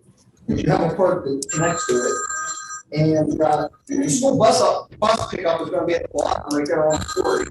So you're gonna have how many vehicles sitting there? I mean, it happens every day down at Washington Woods. This is a country road. I'm a cyclist. I just did 12 miles today on Lakeview. Don't hit me. I'll go. So I go Lakeview to up to Zedeker, Van Station, and it is what it is. But that's going to be continuing my route, and that's all I have to say. But this needs to be just shut down. 300 homes is sick. That's stupid. Even if it was in a better location, 300 homes. Canamac, the high school at Canamac, the kids set up the heaters. It's reactive also in the school system, guys. They outgrow it, and the state regulates how big you can make the school. So they just finally got a middle school. They didn't need to get a middle school. The middle school needed to move to the high school, and the high school needed to move and get a brand new building. They outgrow it faster than they build it. And the same thing gonna happen to Trinity. So, and that's why we're putting a five grade up at the middle school to help take the pressure off the grade schools. It is what it is. We're trying to keep up with North Strabane so much, but they are CCNS. We are South Strabane. We do not have the land. They put in 200 or 300 homes on that side of their township. They put another one over there. We're trying to put up on 19 here. Like they said, we're going to be overrun. It's going to become cranberry. I know. And I don't want to be a Yeah, I mean, and as far as tax laws into this, $100,000 tapping in the water. Sewage, that was something. So, it all needs upgraded. When has anybody seen a vehicle pulled over for speeding on Van Station, Lakeview, or Port? It's not safe. We're going through the. It doesn't happen, it doesn't exist. You can catch them on camera, they don't care, it's not gonna be police. It's almost a reactive thing too. I mean, I've had my confrontations, I'll say it, I've stopped a few people and see what the hell went, but I don't know what to say. My road's 25 miles an hour, 35 sounds lovely. So they don't do 35 on my road either, they're hitting 40, 50. So, thank you. Thank you. May I ask what you're gonna do at the intersection of Quarry and Lake? Just stay back here. As far as. I'll get you. Okay, Kim Havey, 374 Quarry Road. We moved there 25 years ago because we wanted to move out of the city area to get a little bit of quiet. But here's the thing, I work for Trinity Area School District and Transportation Department. There's no way you're gonna be able to get 300 homes averaging, maybe about 100, 150 school-age kids getting onto a bus. Down at the bottom of that, bus companies, I can tell you gentlemen now, the bus companies do not go into any cul-de-sac. Bradford Run is a perfect example, and I can tell you, I'm the one that fields every phone call. I put your kids on the bus. We want it to be safe. We're not happy with Washington Woods and how those kids have to all be down there at the bottom of that road on whatever Cameron Road. That's dangerous. But there's not a whole lot we can do. We had no control over that building of those homes. Let us have some control here. I can tell you now, those buses come through 6:30 through 8:45 each day. There'll probably be between 5 and 10 school buses in that area if you have to. They come down, Quarry, Lakeview. they come down Lakeview, and they come down, They come all three directions. they're everywhere. And I can just tell you that my boss has some very big concerns about that as a stop. Those parents are gonna come down. Nobody wants Jimmy and Bobby and Susie to walk on a sidewalk like I had to. I lived in Monongahela 2 months, to and from, with no shoes and, I feel both ways. But the bottom line is, we've got to watch for these families. I've talked to people from Bradford Run. They've called me and said, I'm gonna tell you something. I would have never moved into this plan if I'd have known that my kid, we're gonna have to walk them down because the cars can't all line up. You can't have 50 cars lined up there. It's impossible. And it's just my husband almost got killed 2 summers ago. Right off the bottom of our driveway, a woman, a very normal woman, was on her cell phone, baby in the back seat in the car seat. She didn't see him, she was on her phone, almost killed him on his lawn track. He was on our property, but she came up onto our driveway. And I'm gonna tell you something.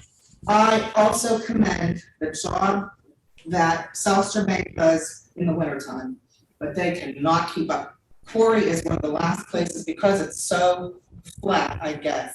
But I can tell you now, I've dug myself out many times, and I don't fault those guys, because they have a lot on their plate to do every winter. So I commend them, and I'm always happy, to see them coming through. But this is ridiculous. But go ahead, think about it, do the 10 acres. I can go with 10 or 15 homes going up on 10-acre plots, that's fine.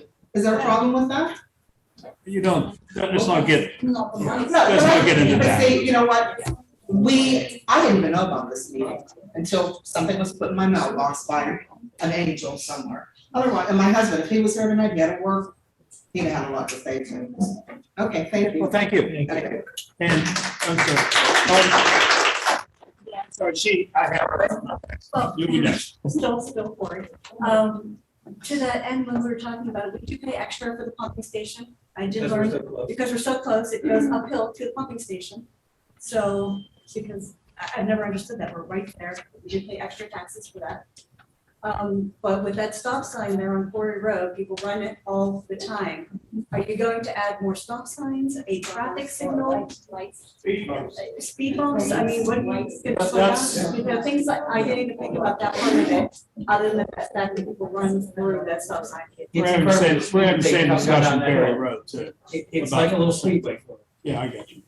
And there are, I've been working from home remotely, I've been paying attention to buses, and there are at least a half a dozen buses that come through 340 And I haven't actually clocked them all in the morning, but yeah, they're just constantly, I don't know where all the kids are coming from, and that's just. As Those someone who roads. used to ride the bus, the Yeah. buses are very back.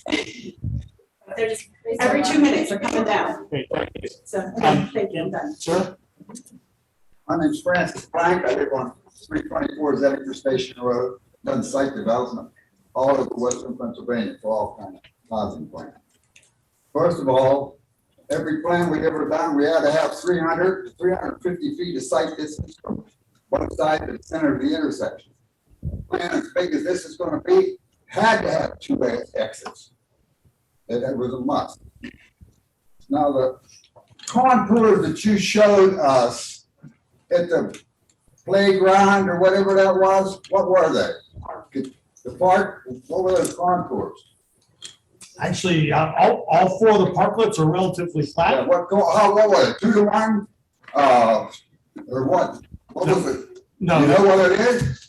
Oh, yeah. Once again, we haven't designed the park, the neighborhood park yet. Okay, But what's the contours? as we From the have. top to the top, what's the contour? It looks like if it's 2 to 1, that's a 2 to 1 slope.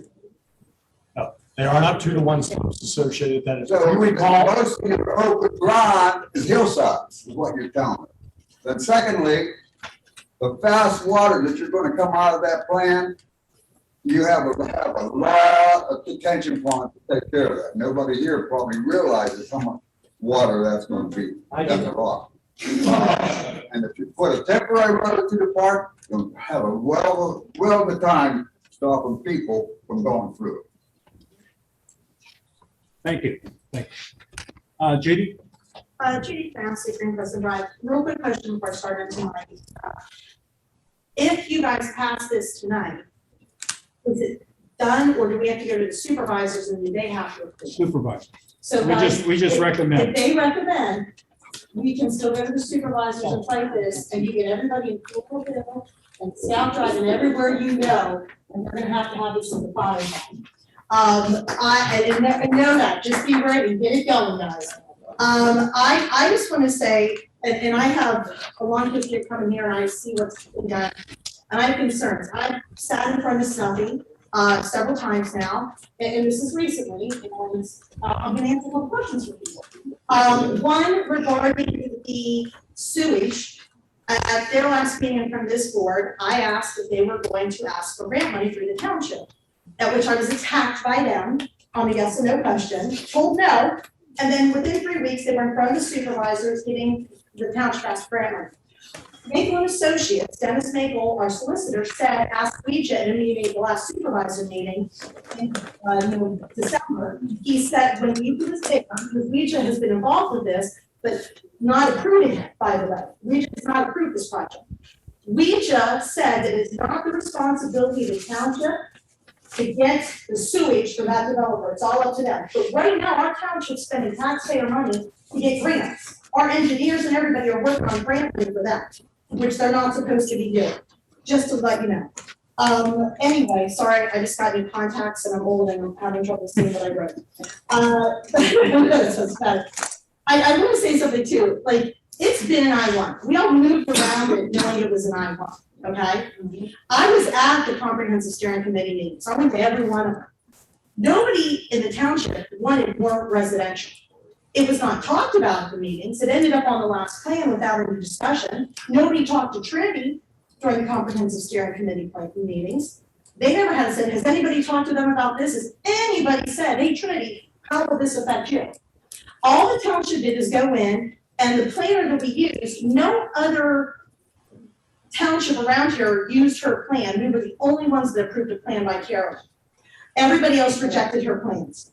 I want to say that this is also like spot zoning, because you're saying that everything around it's R2, but you're still connecting it to an I1. You're only changing part of that zone. It's still connected to an I1. And by the way, they had planned on doing I1 stuff with it. If you look at a Tribune Review article from 1997, somebody posted this today, that there was a Tribune Review article, 2002, when Billy Bell was still on the board.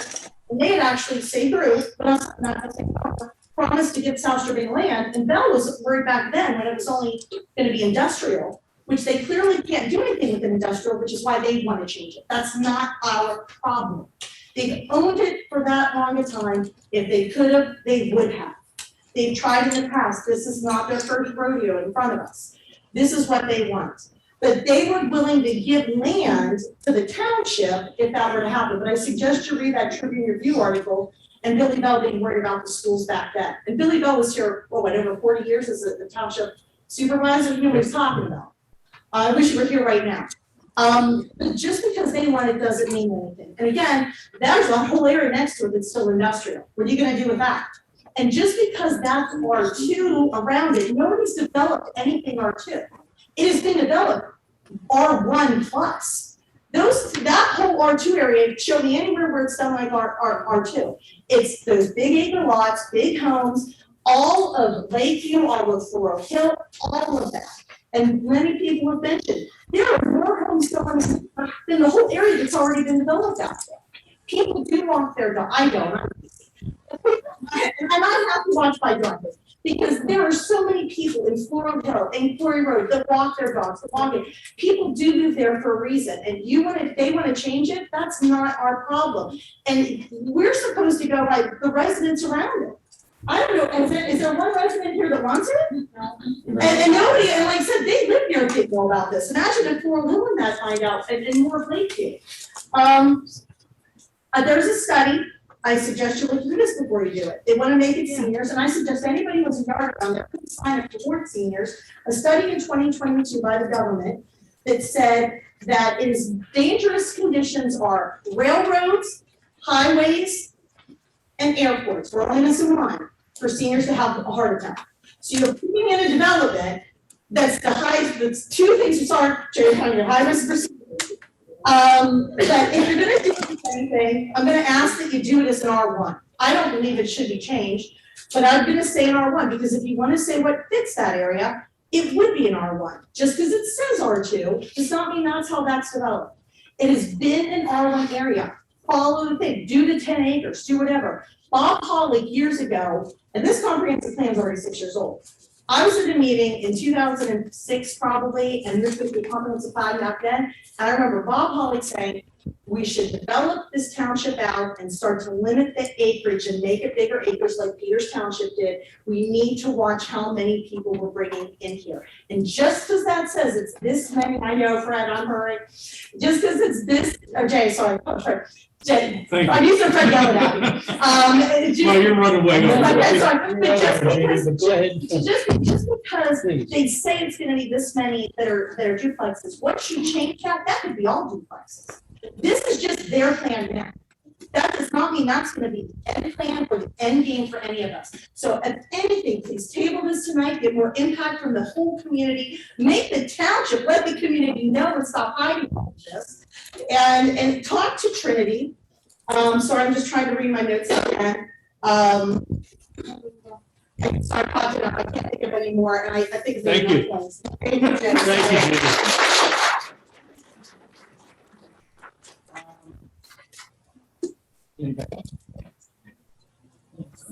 Any comments? I don't want to. Your name?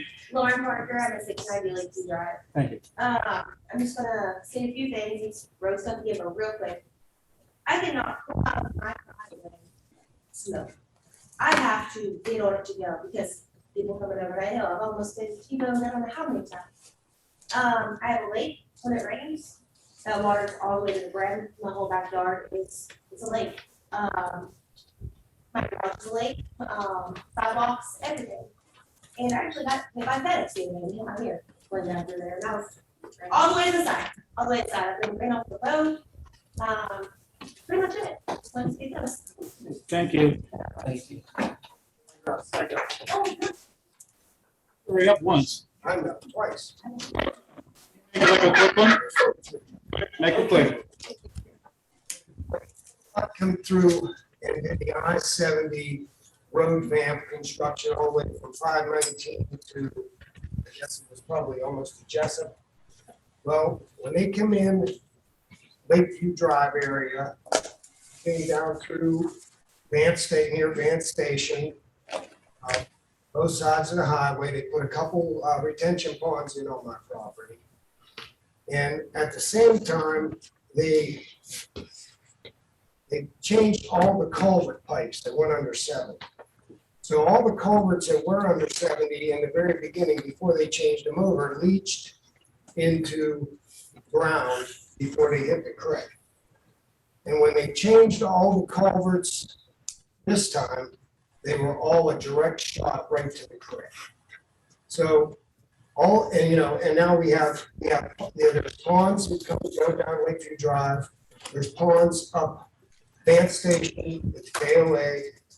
They're pretty big, and now you get all that water runoff from the highway because they situate it so the water doesn't run off the highway. It runs into a drainage system, and the drainage system takes that right out of those culverts into the creek. So that creek that runs down Lakeview is getting flash floods every time that it rains real hard. The creek is immediately flooded, to whereas used to, it would seep into the ground would absorb it, and then the ground would take it and put it into the creek. So now it's a direct shot. That's why everything is flooded. Thank you.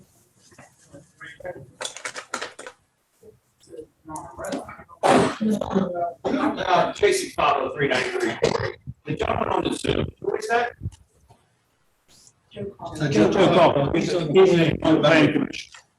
Okay, and how do we know that the supervisors are gonna hear our comments? Well, whatever happens, goes to the supervisors. We're just recommending board. Anything we recommend, yay or nay or whatever, or conditions, it all goes to the board. They're the final yes or no. Do they know how many people will? Well, if you show up to the meeting, you'll know. No, right now, do they know how many people? I don't know, they know. Their recommendation. They won't hear anything you've had to say. Yeah. They'll hear the recommendation and they'll have the minutes to read. You need to make sure. Will we get a letter about that, or are we gonna? No, you will need to pay attention to when the meeting actually is. Reorganization. 24th Tuesday. It's 7 o'clock, Brandon, right? So they meet before Tuesday of every month at 7 o'clock. So what you would want to do is make sure that all of you show up at that supervisor's. So. Quick question, will Brandon promise that we'll be at 1 o'clock or 2 o'clock on a work day? No, it's scheduled. He's saying right now, it will not happen, correct? It'll be at 7 p.m. It's a scheduled meeting. It's a scheduled meeting, so. Isn't there already a development being considered on Lakeview, another one further? Not that I know of. Well, there was some comment on one. Whatever, that, we haven't heard from that for months. Okay. Months. There was a couple of questions on access. No. Okay. Access. Does that mean the road? Yeah. Because it's the same thing.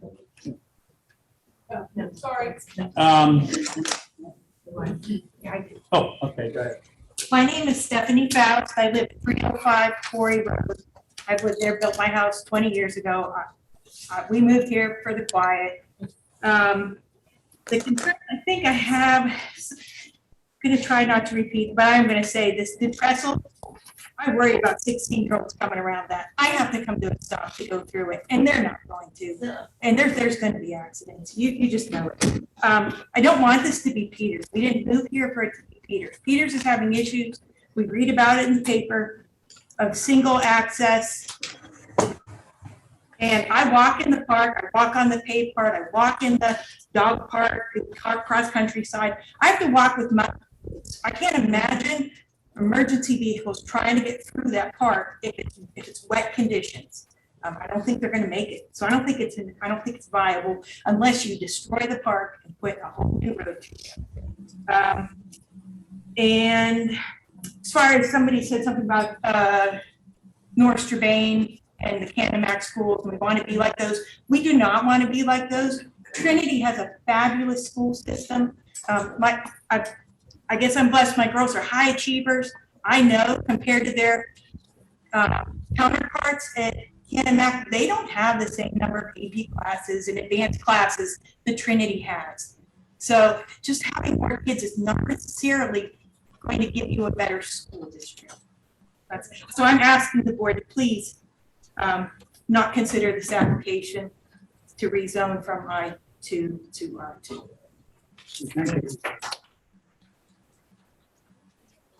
I don't know how this got started.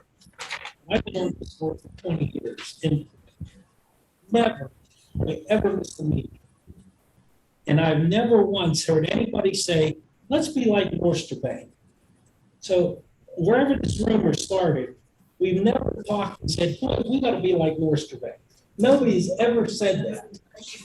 Fred, they say that in the supervisor meeting. That's not you. I'm just saying, as a board here, we don't say that, and we try to be fair and reasonable to the developer and to all the residents. And we really do try, and sometimes, I mean, none of us get paid to sit up here and take abuse. But we're not getting abused. Nobody hears abusing it so far. But anyhow, you know, we don't compare ourselves to North Strabane. Whatever they do up there is their business. Not really.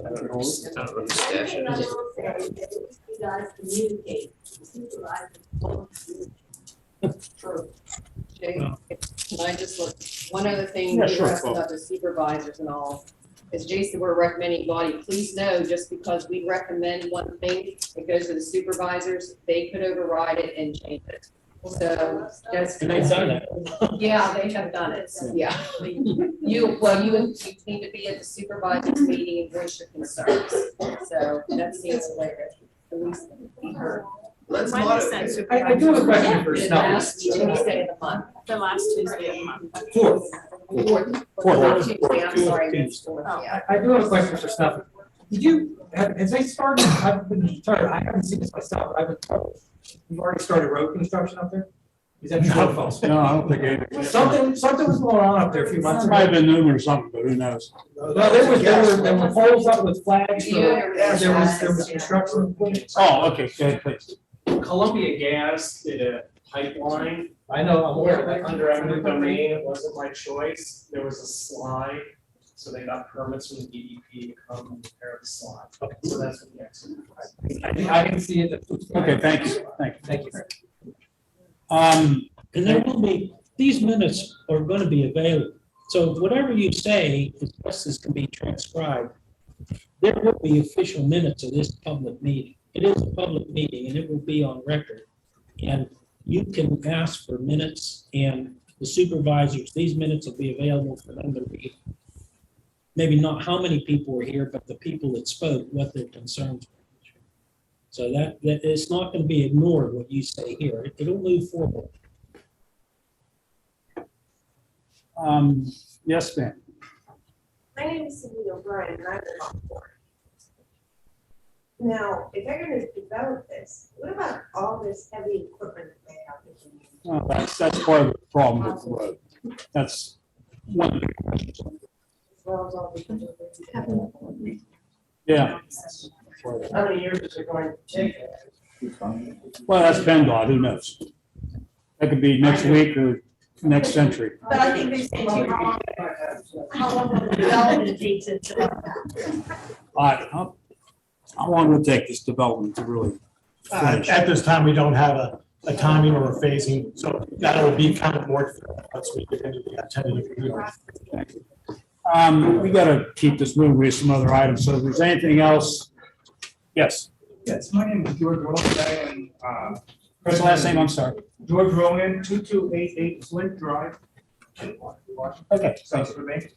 I'm the HOA president of South Strabane, of Strabane Manor. Okay. And at best, I would say that the relationship between the HOA, I heard the word HOA, I heard the word master plan, I heard engineering study. Guess what? I've spent 6 years fighting for the residents of Strabane Manor by not going by the master plan. I have a full master plan in my basement, and I can go page by page of stuff that's never completed, and it's a constant battle with the South Strabane Township supervisors and manager.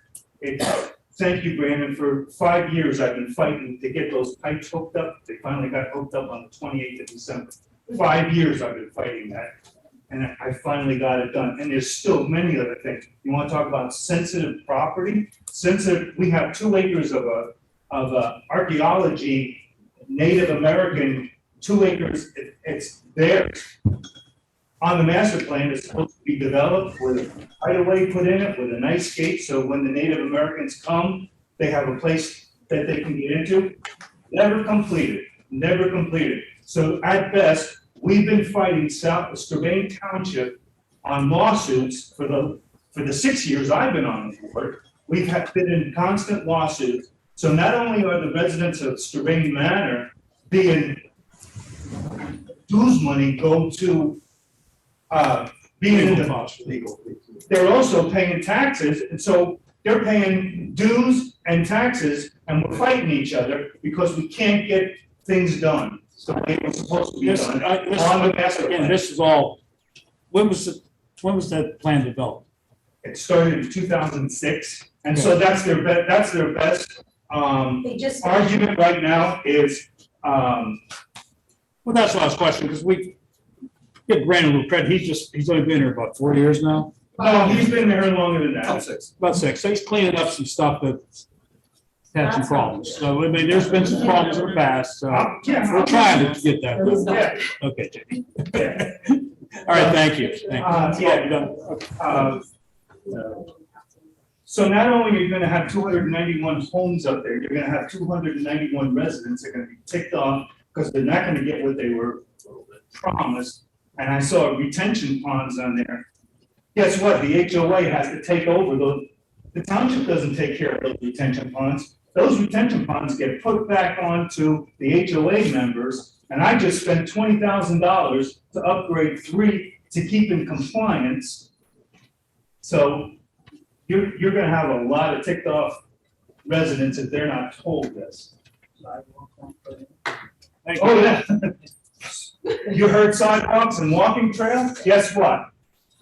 We just got done with our last, so phase 4 just got done. And my constant fighting and talking with Brandon and talking to the township, they finally went by the master plan for the last phase of 4 phases. Phase 1, 2, and 3. No walking trails, no sidewalks. So you heard a lot of fluff about what's going to be promised.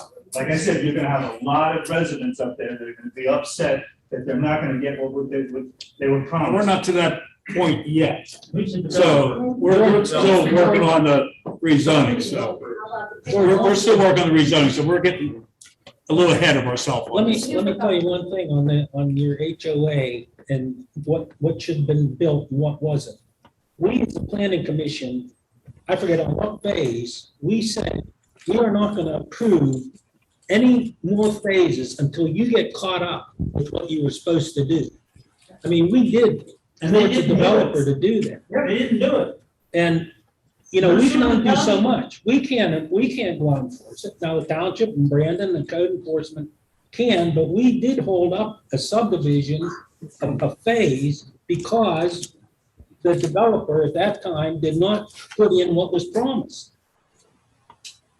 So, you know, it isn't like, we're not operating in a vacuum here. We're aware that stuff happens. And we can only do so much as a board. And we did, all we could do is hold up until he got caught up because there was things that were exercise trails, walking trails, sidewalks that weren't put in. They didn't do it. It's still not done. Well, I'm not going out there with a cement truck myself. You know, I can only do so much. But I mean, we made everybody aware of that. Who was it? I'll say something about that. We're on the home. Maron. That started it, that's. They were the developer, and then Dan Ryan was the builder. There's gonna be a developer in this plan. NVR. NVR, Ryan Hunt. That's Ryan Hunt. So it's the same developer. If I may. My name is Frank Chappelle. I'm the proposed developer of this plan. So our consultants have been around for 40 years. NVR is one of the top 5 builders in the country. we are completing, we're into our 13th development community, residential community here in Western Pennsylvania. So it's not anybody's first rodeo. So specifically about homeowner association, bonding in place. There's protections in place these days, and I can't speak to her back to 2006 or the minority administration, that there were bonding and other measures in place to protect the residents as well as the municipality for any shortfalls. The township released the bond. Sir, you know, I can't speak to what happened in 2006. No, just recently. I can't speak to yours, I can speak to the 13 that we've done, and it's never been worked well with the municipalities. I will also say that we've had very good meetings with your township staff and administration, and have expressed the same concerns that you all have. And Brandon got a kind of a rough night tonight, that they've expressed the same things, and he's told us what to look for, what to do, what to be careful of. We know about the road. It's an existing condition. We're aware of what PennDOT may or may not be able to do.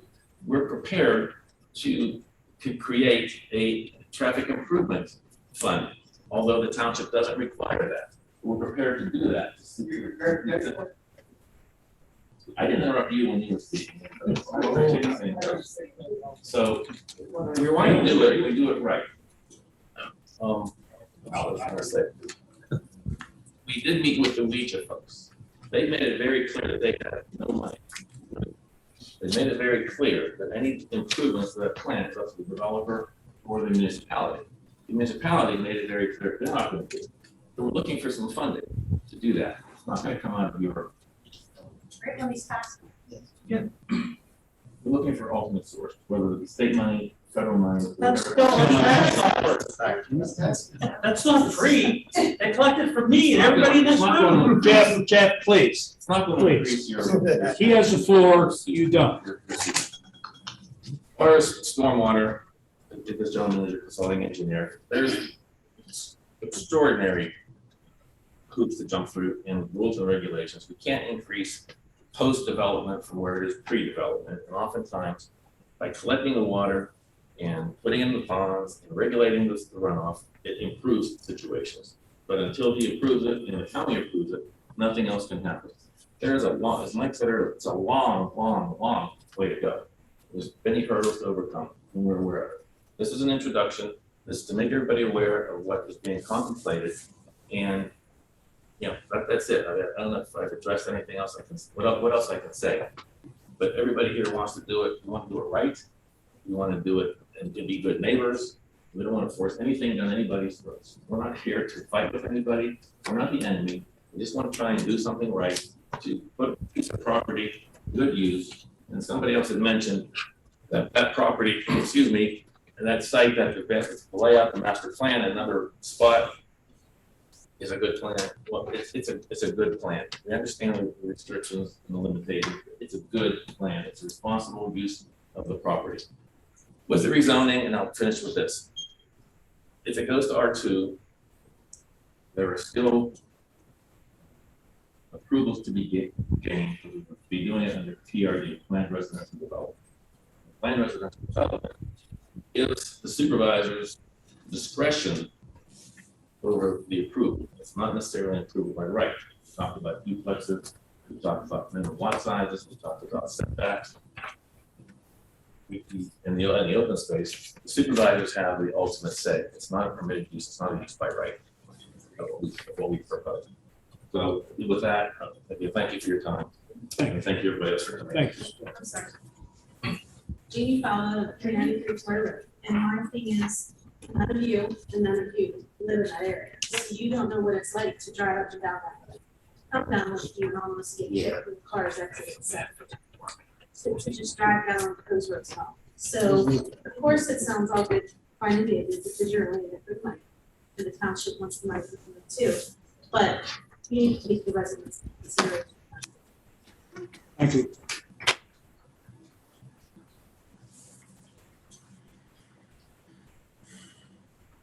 Question for Mr. Zapella.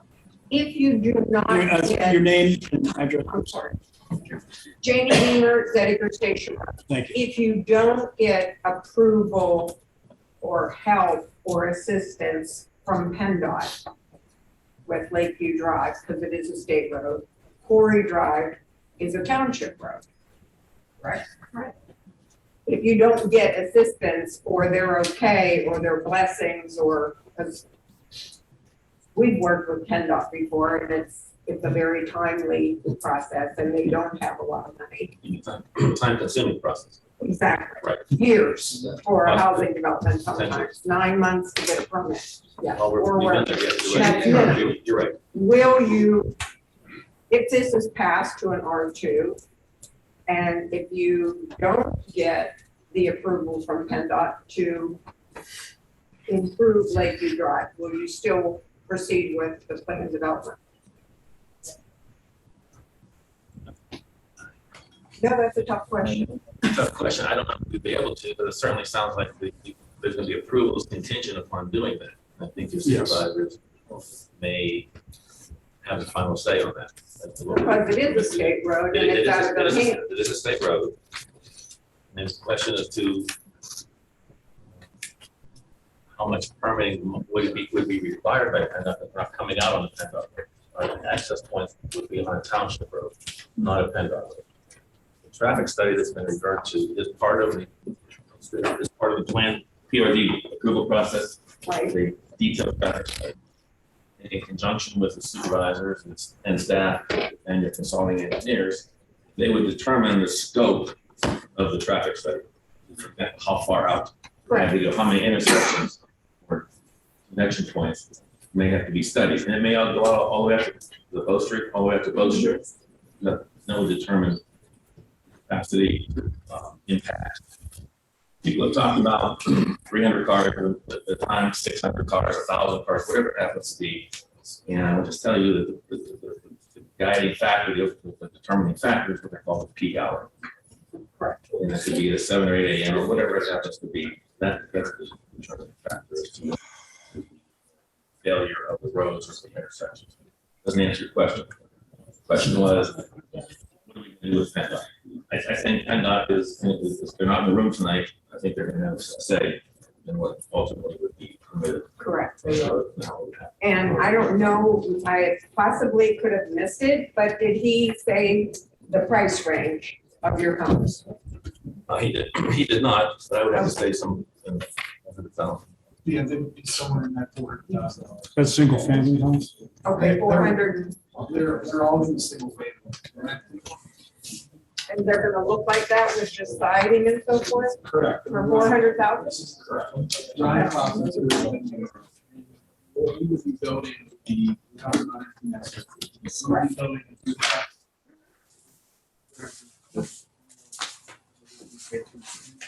some may not. They would be starting some of the high threes and probably averaging. Okay. And, there were a lot of discussions about the school because the school, we're aware of this.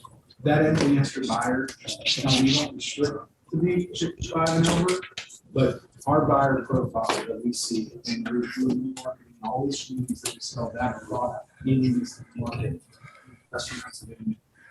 The number of students that we see, I can't say it's zero, but it's in the empty nester category. Now, we are gonna have students in this single family. Oh, correct, yeah. I think we want to have a mix so that we wouldn't propose to overload the school. Now, I mean, that's stuff we have to discuss, but I want to clarify that a little bit. I think the other thing this was talked about was that too is, I know some people were talking. We did some municipalities around Pittsburgh area have a traffic impact fee, where when a development happens and someone applies for a building permit, they have to submit a traffic impact fee to the municipality, and that can go to traffic improvements anywhere in the municipality. And if those range from $1,000 to $2,000 per home. South Strabane does not have that. They do not have a traffic impact fee. And it's not, there's been no traffic impact fee. What we talked about is, us willing to say, hey, although you don't have one, we're willing to contribute per house to put into the fund, whether South Strabane wants to use that for something else or towards improvements on Lakeview Quarry And obviously the traffic study will flush into that too, but we are willing to participate in that. Okay. And then your two-story houses are gonna be in the 400 and up range? Correct. Okay. Try to wrap this up. We've been here since 7:00. So, any other comments? I'll get to it. Let's not repeat. Let's stay focused on what we're looking at here on the zoning. And go ahead. My name is Laura Z, and I live at 536 Lakeview Drive. I've lived there for 40 years. I moved there as a single person because I have horses. And I wanted to be in more of a country setting. I raised 3 kids there. They love being able to go into the woods, play in the creek, get salamanders and whatever. My son now lives down the street from us, also on Lakeview, and he is raising his children there. I really do not want my grandchildren growing up on a highway. I moved there and so did he, so they could experience the same kind of thing that he did. Not have, 500 cars an hour going down the street. If I wanted to live on 19, I would have moved there. I feel that as nice as this presentation was, I kind of feel like it's the part. I don't completely understand why we're seeing exactly what the houses are gonna look like and what the trees are gonna look like and what the street's gonna look like before we know what's gonna happen with the sewer, what's gonna happen with the water, what's gonna happen with the topography. Why wasn't there a safety study done prior to this presentation? I'm not understanding that. It just seems like this is Cart before the horse. right. Well, his presentation was just giving a general outline, so we all know, like the board, we all know what the plan I could be. understand that, but to me, those things should be presented first. Well, you have to understand what's going to happen before you go figure out what has to be done. My biggest question to you, as part of the township, why perhaps 2 people in this room were notified? I don't know I about live that. a half a mile from where this is gonna happen. I'll let Brandon address that. I was furious when I found out. Well, let It it- impacts me. Can I get your question answered? This was put in the newspaper, wasn't it? How many people have Ma'am, And I know you can't get a newspaper anymore, but there is certain way to publish a public meeting. We could do this legally. Right. How about a letter or an email? And so letters are No. those within 300 feet. 300 feet is nothing. That's the requirement that we. What I would like to do, since you all are here and plan on seeing this through the process, I'm gonna pass around a piece of paper, get name and address. And Or email if you email. can email if you would like, and then we will continue to communicate with everybody here.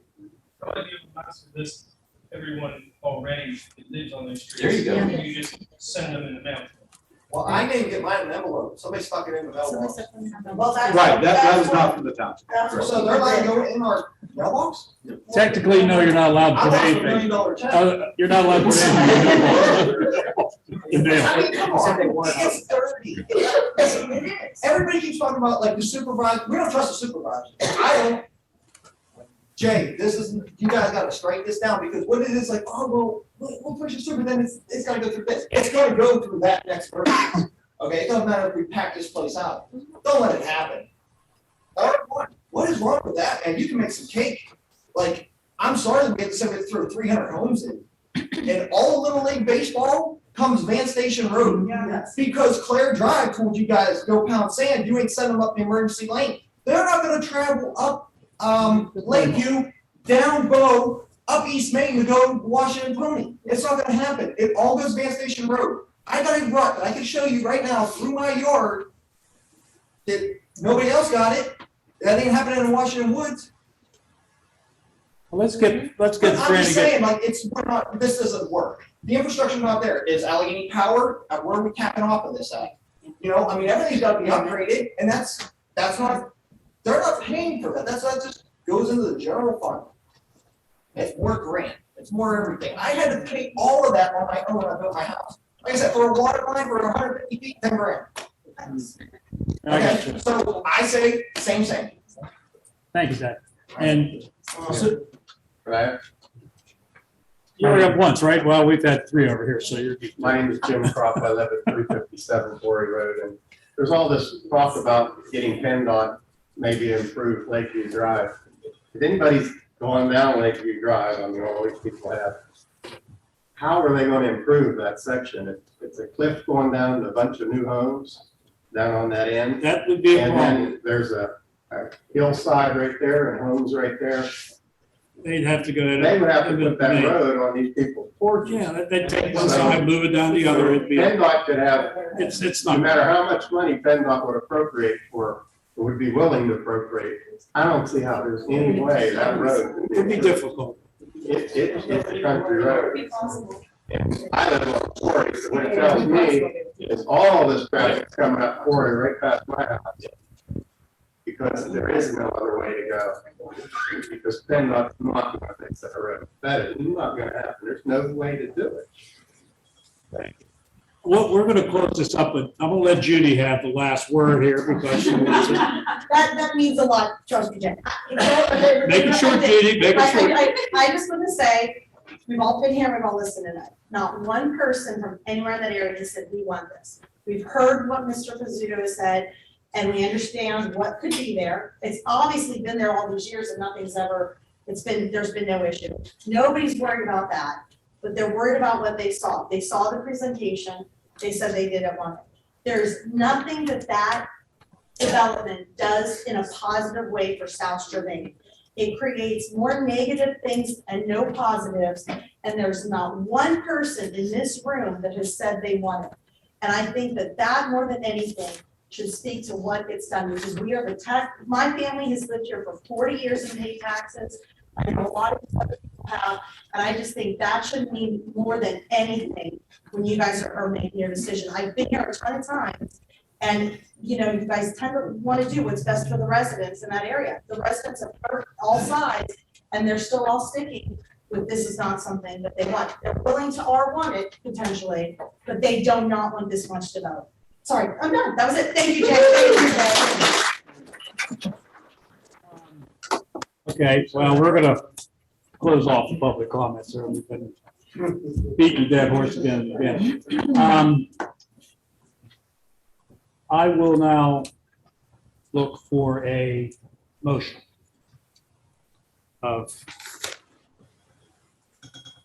consideration, an application from Snuffy Investments LP to rezone two parcels comprising 134 acres of Quarry Road, more specifically known as parcel ID number so-and-so and so-and-so from the I2 General Industrial to R2 Suburban Residential Zoning District, in consideration of a master plan for Snuffy planned residential development consisting of 294 single-family detached homes, duplexes at the same location. Question for the chair. Yes. Do we need to have a motion to close the public hearing? I would think, yes, we probably do. Yes, I think you're right. I'll make that motion. Second that motion. Thank you, Joe. I think you're right there. Okay. Okay, with the public hearing now closed, I will look for a motion from the board. Well, could we talk about exhibits first? Can. Okay.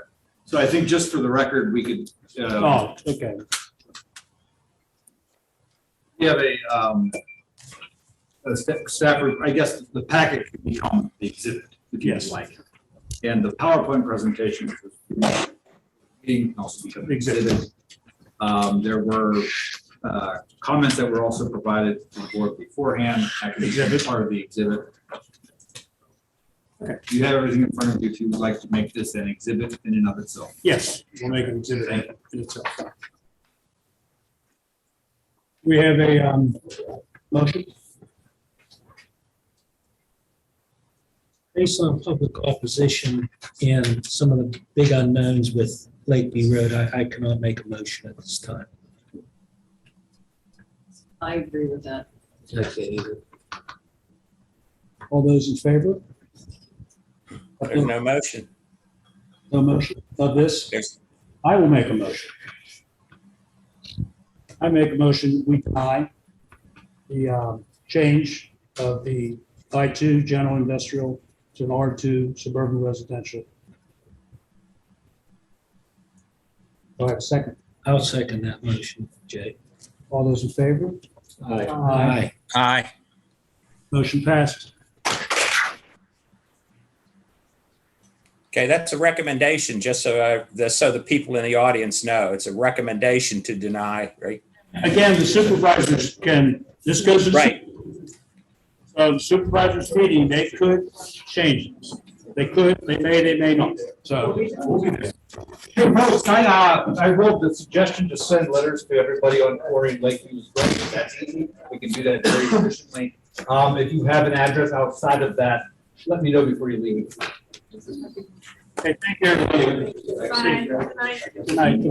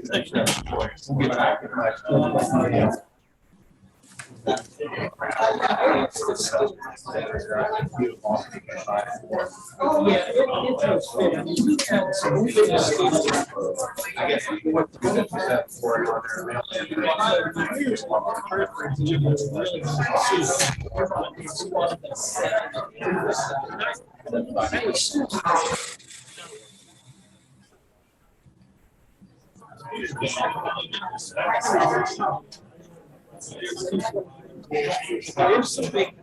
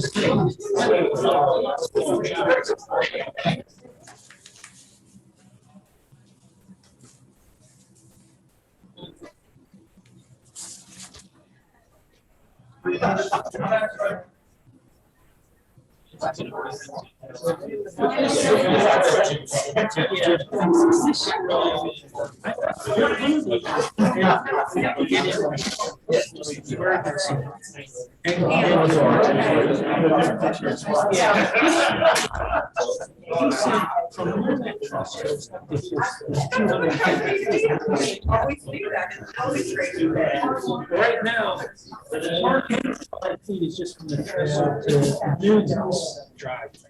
Enough. Not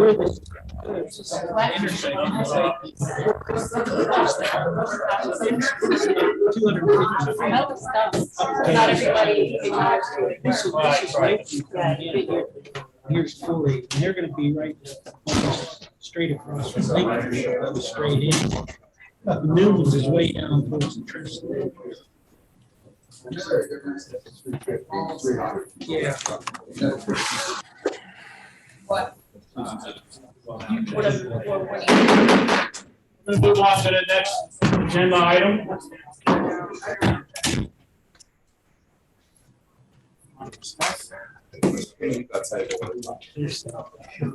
Hey, guys. Hey, guys, if you gotta talk, please go outside. We're gonna move on. Thank you.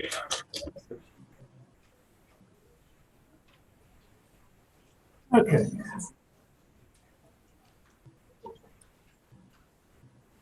Okay. I'm good to number 5. So number 5, continued consideration and application for a final land development for Menard Inc. to construct a home improvement store on the property located along Old Mill Boulevard, more specifically known as parcel number 600, blah, blah, blah, and blah, blah, blah, blah, blah, in the C2 zoning district. Is there anyone here representing Menard? I know. Forever you're there. Yes, yes. Nick Sorry, Runner. you have to wait. No, sorry you have to wait till. No, you're good. Nick Runner, 5101 Menard Drive, Oakdale, Wisconsin. I believe last time we talked, we kind of hung this up on a traffic study. We hired Gateway, who is present today, to walk you through that. If there's any questions. But I think that was the last point that was to be satisfied, so, yeah, we'll start with that. Well, I'll start with the traffic study. Right off the bat,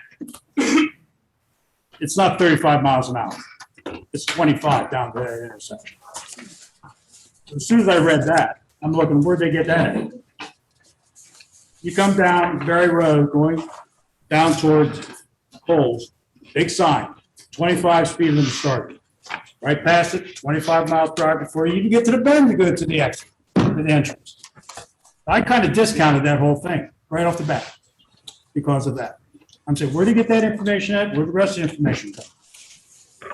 Very disappointing, to be honest with you. And I also asked for a study, which I don't, maybe it wasn't given to you, safety study on that road. And haven't seen that. Apparently I didn't get to you guys. But please proceed. So address that potentially is just a trackable error. Potentially, yes.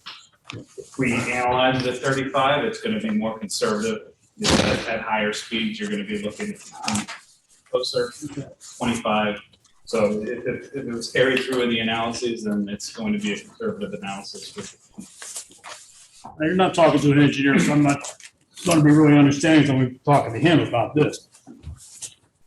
So my name is Kyle Brown. As Nick mentioned, I work with engineers. We performed the traffic study for this proposed Menards, similar to some previous development efforts at this site and on the Old Mill Shopping Center.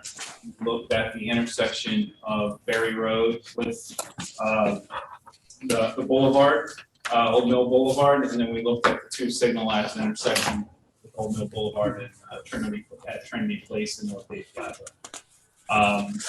As I mentioned, there's been previous efforts here. Data collection has been done multiple times over the years with those efforts. We did go ahead and collect new data for this effort. Unfortunately, due to the timing of all of this, that data was collected the final week and weekend before Christmas. So with the shopping center, obviously, we saw a much higher demand and volumes coming to Old Mill than what you would see on a typical day. That being the case, we still proceeded with the analyses to again provide conservative results and look at the conditions of the shopping center and the proposed Menards under what we would say above max demand because of the shopping increases during the Christmas season. So we counted the intersections in December, established those existing conditions. We looked at how much of Old Mill Shopping Center has been developed and constructed and is in operation when we did those counts compared to the remainder of Old Mill that is still yet to be constructed enough. The traffic that is associated with that remaining development was then added in using industry standards of ITE trip generation. Those volumes established are without development conditions. So if Menards weren't going to be developed, here is what these intersections would operate at. The next step was we determined the trips that the Menards was going to generate, distributed those through those steady intersections based upon how traffic is currently coming and going from the facility, since they're similar in nature. Those trips coupled with the existing and grown development trips became our with development. So now that's a picture of what these intersections operate as with the Menards. We compared the two operations with and without, and the industry standard is if the intersection operations is within 10 seconds of the operations without the development, then there is no need for mitigation to take place. If it's beyond the 10 seconds, then that triggers the need to make mitigating measures to alleviate that increase. As was summarized in our report, there were no instances in which the overall intersection level of service increased by more than 10 seconds. So as a result of those analyses, the conclusion was that there is no need for any mitigations with the proposed Menards. The other components that we looked at beyond that were queues, so how far are vehicles backing up, and then also warrants at the Berry Road and Old Mill Boulevard intersection, both left turn lane warrants and traffic signal warrants. The queues, there were increases in queues. Obviously, there's more traffic. However, all of the queues were either remaining within the available storage. So if there's a 500-foot left turn lane, there was less than 500 feet of queues anticipated with the proposed Menards, or it's already exceeded under current conditions and projected conditions, and then it remains exceeding with our development. So it's an existing deficiency in the queues. So again, the results of that queue analysis points to no mitigation being necessary. The remaining analyses were the left turn lane warrant and signal warrant analyses for Berry Road and Old. The signal warrant analysis with the projected volumes, the results were it's not warranted for traffic signalization. The left turn lane warrant under the Saturday peak and the projected width development condition, it was narrowly warranted for a left turn lane. So if you're coming southbound on Berry, a left turn lane to turn into Old Mill Boulevard. Our opinion, my opinion as a traffic engineer is that left turn lane, while it is warranted, that's only one of several factors that are considered when you look at putting in a turn lane. The intersection operations are still with excess capacity. The overall intersection was a level service B, so similar to a school grading system, A being the best, F being the worst. That intersection with all of the Old Mill and Menards traffic tacked on top is still at an overall level service B. Again, we mentioned the traffic demands for the shopping center are escalated during shopping season. So the remainder of the year, those volumes are going to be lower. So when we're just across that threshold, when those volumes decrease, when you're outside of that peak season, the likelihood of that warrant no longer being met is very likely. And so for those reasons, the capacity, fine, no queue issues, and the fact that we're looking at elevated volumes as a baseline, my recommendation is that left turn be required or necessary for that intersection to operate. Well, thank you.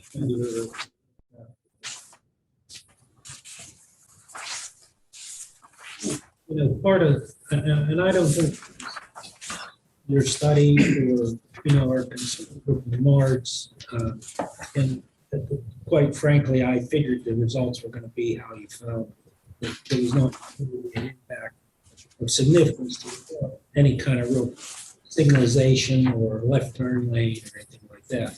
But I think that the board's biggest concern, and it's always been Berry Road in itself, and we realize that Menards, most of your traffic, all your deliveries are all coming off Route 19. That's never a problem.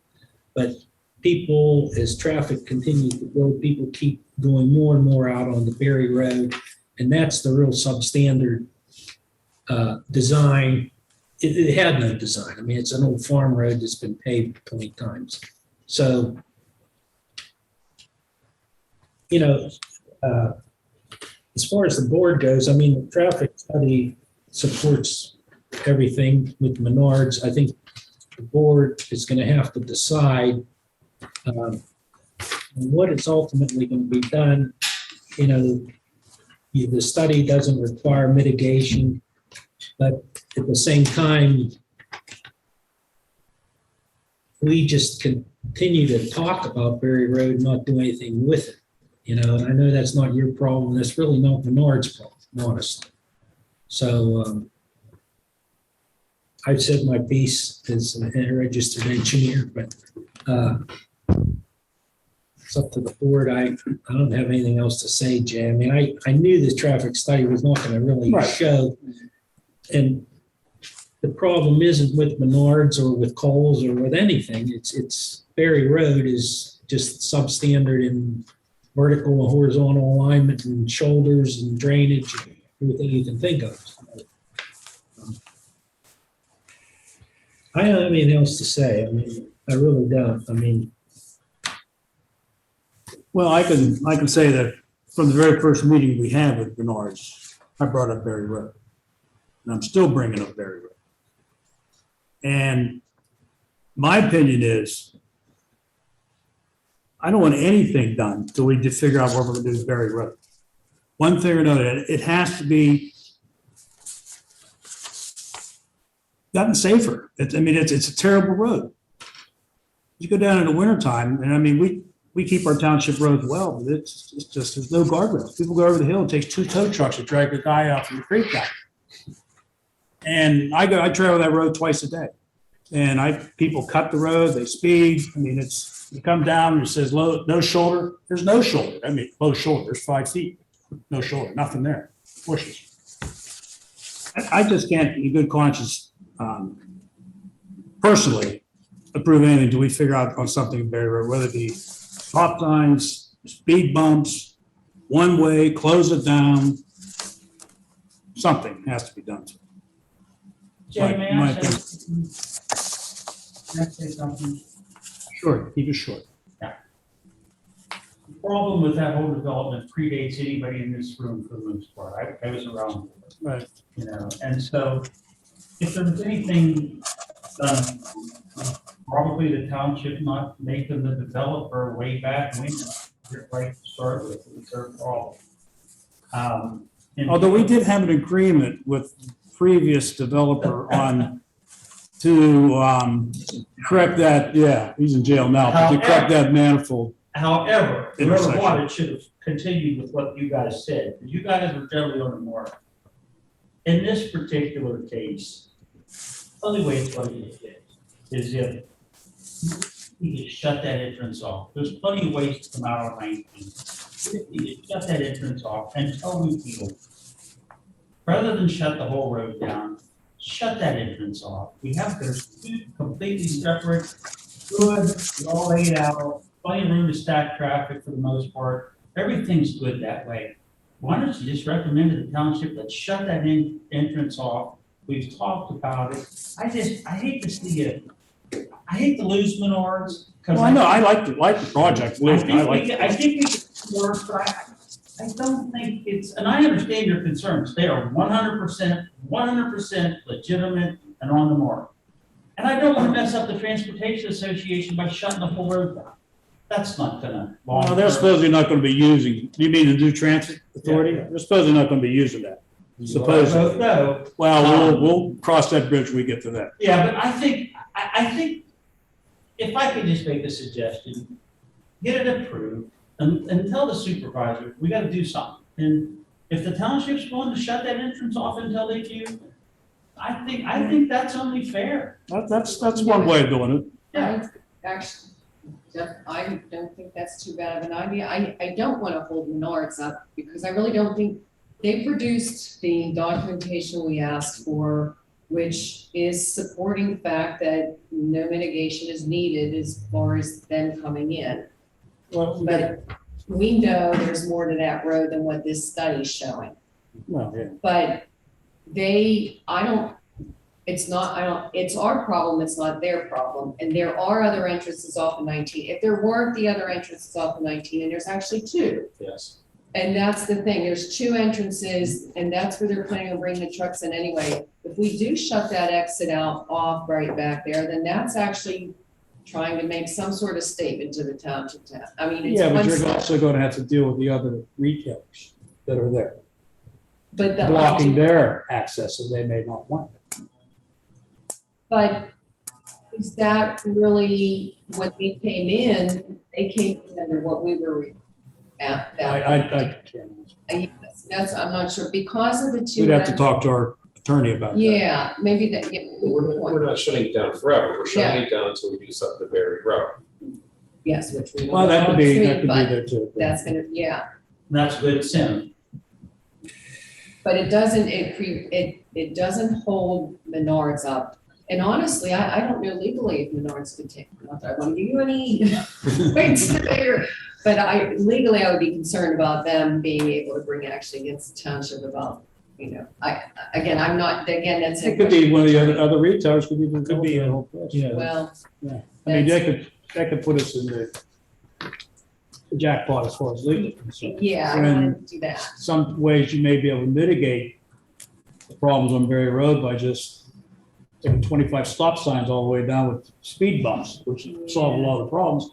But it would still be usable for the locals. There's only 3 homes there, locals. It'd still be usable, but it would be a lot safer because they'd have to slow down, come into the bends. They'd have to stop. They don't have to stop, but they definitely have to slow down both ways, up and down to where the serpentine is down there, round to the next bend till you get the man. You have 3 sets. My opinion. I'm not going to give you 3 sets of them. So, I think that the Berry Road issue really has nothing to do with the Menards approval. That's what I think. I think it's a different, and I think we've all said it in a different way. It's a township problem.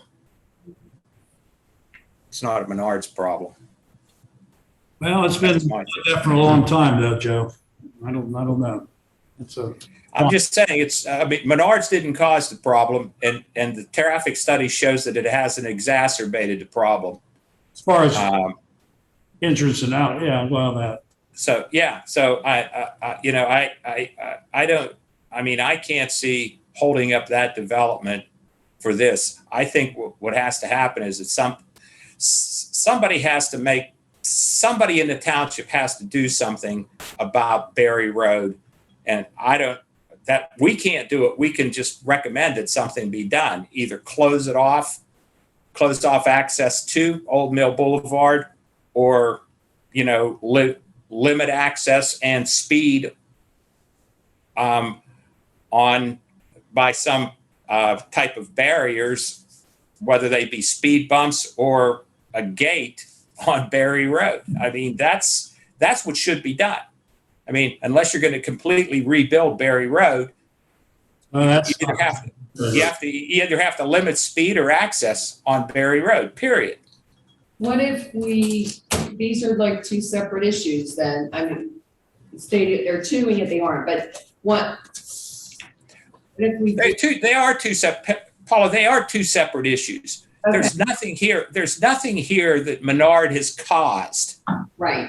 Menard has nothing to do with the problems on Berry Road. Nothing. Then I'd like to suggest that we can look at the Menard situation, make a motion, decide on it, but then also make some type of recommendation to the supervisors regarding Berry Road. Yes, absolutely. We have There's an insert. we prepped something if you want to hear it. That's an idea. Berry Road considerations. Yeah, so we had prepped a couple things. I'll bring it up on the screen, yeah. You guys should be proud, you dealt with 2 worst intersections in the township. Cameron Road's bad too. Let's go through this consideration rather quickly if we can. I agree with you, Joe. Menards really is Becomes a catalyst for me. Yeah, Menards is sort of like the poor bastard that gets a speeding ticket going 80 because the state cop hasn't pulled out and 10 people have gone past them going 80, and yet now they get napped. And I Good don't, analogy. I don't want to see that to, you know, a good company, and I think it'll be very Well, good yeah, for it's a the good asset. township. There's no doubt about it. But I would like to, you know, I'll make a motion now. I don't need to look at another dog and pony show here.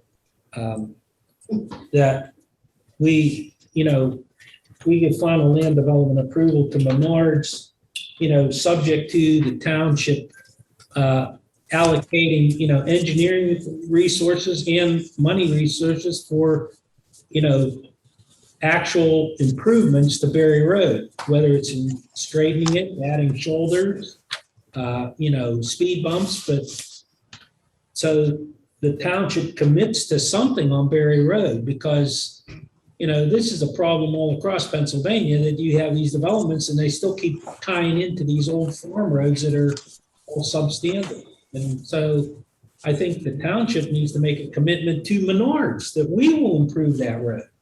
You know, there's gonna be other retail. in there. Yeah. There's a lot of space up there. Yeah, and I We're not think, gonna bring in a couple of. yeah, they're gonna bring in some more, and I think that, Road again. you know, places like, you know, Hobby Lobby and, you know, places can say, hey, we got a lot of people, we get 10% of our revenue from people on Berry Road. We can't close that off, you know? You can't close it. We don't care whether you got a jackass that goes 80 mile an hour and flies over into the. You know, everybody knows they got signs, the township has signboards up for short turns, you know, slow. I don't know what the speed limit is on that, 25. But Oh, I've never seen anybody do 20. I've never seen anybody do 25. Around that one bend. Well, You know, So- yeah, I, What's your motion? my motion is to give a final land development approval for Menards Incorporated, Home Improvement Center, property 1 located on Old Mill Boulevard, subject to all the comments, and the township commit to resources for engineering and construction of improvements to Berry Road. Put a time schedule. And, you know, 1 year for engineering and 3 years for physical improvements. Can I make a recommendation? I wouldn't tie it in with, I wouldn't make it conditional upon that happening. does it mean? If you want to separate Menards from Berry Road, I wouldn't condition the Menards approval on the township upgrading Berry Road in 2 years or 3 years. I wouldn't do that. I agree with you. I agree with you, Brandon. I think they have to be separate issues.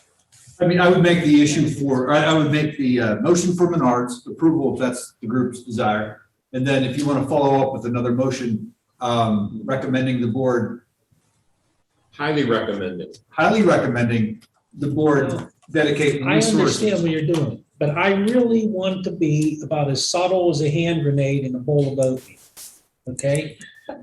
And that is gonna force the supervisors to make a decision, okay? That's why I wanna tie it to this. I wanna have a hook, because we can come out with another motion, and they'll say, oh, that's nice, and Fred's popping off, and Jay, and yeah, we'll look at it.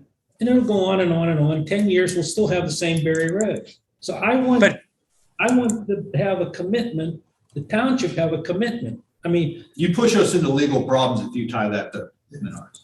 Well, not only that, the supervisors can still consider in other words, that's a recommendation.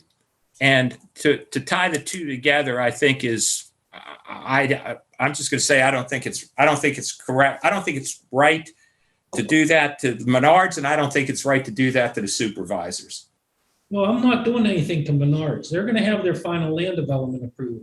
Not if you tie the two together, because they don't get the land development approval. If the supervisors act based upon our recommendation and they make a motion that way, it's it's a mess, and it's a real rat's nest, and it's going to be a legal rat's nest, and there's going to be more tax dollars spent on legal stuff, and we're spending way too much on tax dollars on legal stuff in this township anyway. I could see minorities. Why don't you come to the meeting, Joe, and speak, or one of you, or all of you? Because you're all right. You're 100% right. And if things would have been done right back when the foundry was resold and then redeveloped, if they would have made them stick to the master plan at that time, none of this would have happened. So, and it's not going to happen until people like you, who are highly respected, come to the meeting and say, hey. And we want the planning commission to go supervise. You obviously haven't been there when I've gone to the supervisors meetings and see how I've been treated. Get out of the oil gas. That's been a few years. Joe left with two guys. I do like Fred's, but I understand Joe's statement about us getting in the jackpot like that. I also, like Dan said, to make a strongly recommend. Highly and strongly recommend improvements to Berry Road, safety improvements to Berry Road to protect not only our South Strabane citizens, but citizens in general. Future development And depends future, on because you've got the farm down the road, it's going to go housing development sooner or later. future development, not They're just. going to be down there. I mean, that whole road's going to be, it's got to I be, think it's got to be taken. It's gonna be 294 single and multiple family units. Access road. That's right. You mean 490? 400.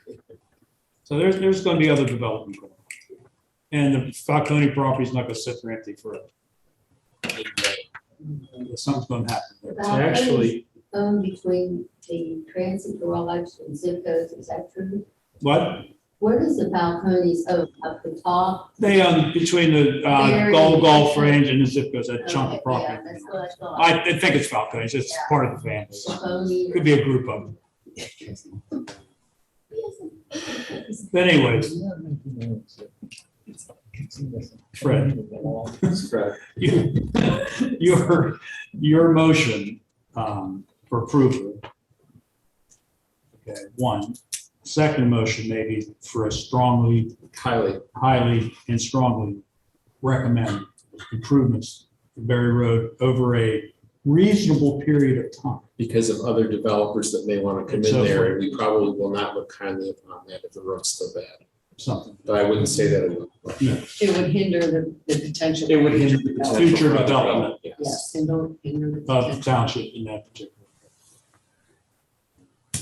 It's not hindering any development. We're approving every damn one that comes through here. But we didn't do the one on Lakeview just now. I mean, we're still on Berry Road over here. I mean, we've got this other one still on this bus company. It's gonna be actually on Berry Road. But in all fairness to you guys, this is gonna be close to build out. That other one would be new construction, and that's a whole different story. Yeah. Well, Fred, you want, I'll make a motion to pass, give final land development approval to Menards. Period. with The second motion is to the township commit to engineering and physical improvements to Berry Road within the 5-year time span. I would give them this too. Okay, I'll second the first motion. Oh, wait, was that the engineer's? Yeah, we didn't have engineers' comments. Did you have comments? Engineer comments were the very good consideration. Can I suggest maybe that you recommend that they authorize staff and engineering to work with you on what this looks like? I mean, I hear the word safety. Yeah. I hear the Yeah, word I said design to or allocate construction, I hear resources. it, but why don't staff work with the planning commission on what that looks like? I think we We'd have be the happy to folks on do the that. planning commission to get it. Yeah, I mean, that's why I said to commit resources to do engineering on what can be done. But I You think know. we need to define the resources is what I'm thinking out. I would recommend a motion asking that direction be given for staff and engineering to work with the planning commission on identifying those issues that are design, and really. Remediation, and remediation of. Yeah. And remediation of. Remediation of those issues, whether it's a stop sign, or whether it's a cul-de-sac, or whether it's curb. Right. Or whether it's one way from Manifold to Old Mill, whatever. But I rather have, I think it'd be productive for the commission, staff, engineering to actually have the workshop, sit down, you do a special meeting if you want, dedicate time and some thought to what the words are meaning that we've been hearing. I can live with it. Yeah, there's so much land procurement that's gonna have to be done and everything, it's a long process. Yeah. And that's the cheap part. Yeah. So Did you hear that? Started. Joe, did you hear that? We're joking. Talk to Joe. Repeat it, please. I'm not sure. I think I heard everything, but is there something specific you wanted to make sure I heard? Talk to Joe there. Oh, well, Brandon, can you talk to Joe there, what you just told Sure, us? Joe, I was recommending that you request direction from the board to have staff and engineers. We sit down, we can put the tables in the middle of the room. We can sit down and talk about what safety means, what design means, what remediation means, and about the length of Berry Road. So we can start to talk about the impacts of what those changes may be and what they can result in. Yeah, but that's the second motion. I just seconded the first motion that Fred made. I didn't hear that, but I mean, I thought we were going to try to go through to get the Menard thing recommended, and then we were going to go and do another motion with regard to Berry Road. I just said, I'm going to recommend Menard for final land development approval. And I seconded that. And Joe seconded. All those in That's it. favor? Aye. Aye. Aye. Pass. Okay, Menard's is done deal. That's it. The second. Sorry. I think I'm the poor guy here. Yeah. Sorry, Ted, I have to. Sorry. Now, the second motion. The second motion is that the township will have to supply funding for engineering to work with staff to look at physical safety improvements to Berry Road. Thank you, guys. In a number of areas. Sorry for the delay. Sorry. Can I interrupt you for 1 second? Yeah. Forgot to mention, Robinson Fork litigation day. Yes, Oh, two right. times with Oh, litigation day. yeah, I'll write right. it down for you. Okay, yeah, So the it's in Washington wetland County. bank, yeah. Yep. Okay, thank you. And I'll Thank run. Okay. All right, second motion. Did you second that motion or am I second it? Fred just made the second motion, correct? The first motion passed. It was- Okay, and Fred made a second motion. Second motion is that the township recommend that the supervisors provide funding for engineering to work with staff and the planning commission to study improvements in safety to Berry Road. Okay, you said staff. I think you want to add engineering to that, add in the township engineer, because that's where the funding comes in. Yeah, right. All involved, engineering, planning, anybody else wants to jump in on that? I'll second that. Okay. All in favor? Aye. Aye. Aye. All right. Okay, That's not Brandon, do you want to read that back with that motion? It got ping ponged around. Motion requesting the Board of Supervisors provide funding for staff and engineer to work with the planning commission to assess the safety and condition of Berry Road.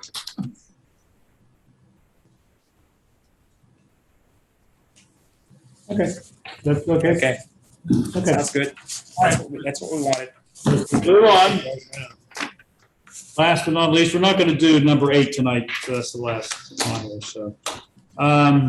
Number 7. Number 7, consideration of an application for Washington County Transit Authority, DBA Freedom Transit, to create definitions for transit facility, CNG fueling station, electric vehicle charging station, and to establish transit facility as a primary conditional use and CNG fueling station, electric fueling charging station as in the I-1 Light Industrial Zoning District in anticipation of construction. The transit facility at 375 Berry Road and I-1 zoning district. And you are representing the, I am Sheila Gambino, I'm the executive director of Washington County Transportation Authority. you were here once, you were here last time too? I was in July.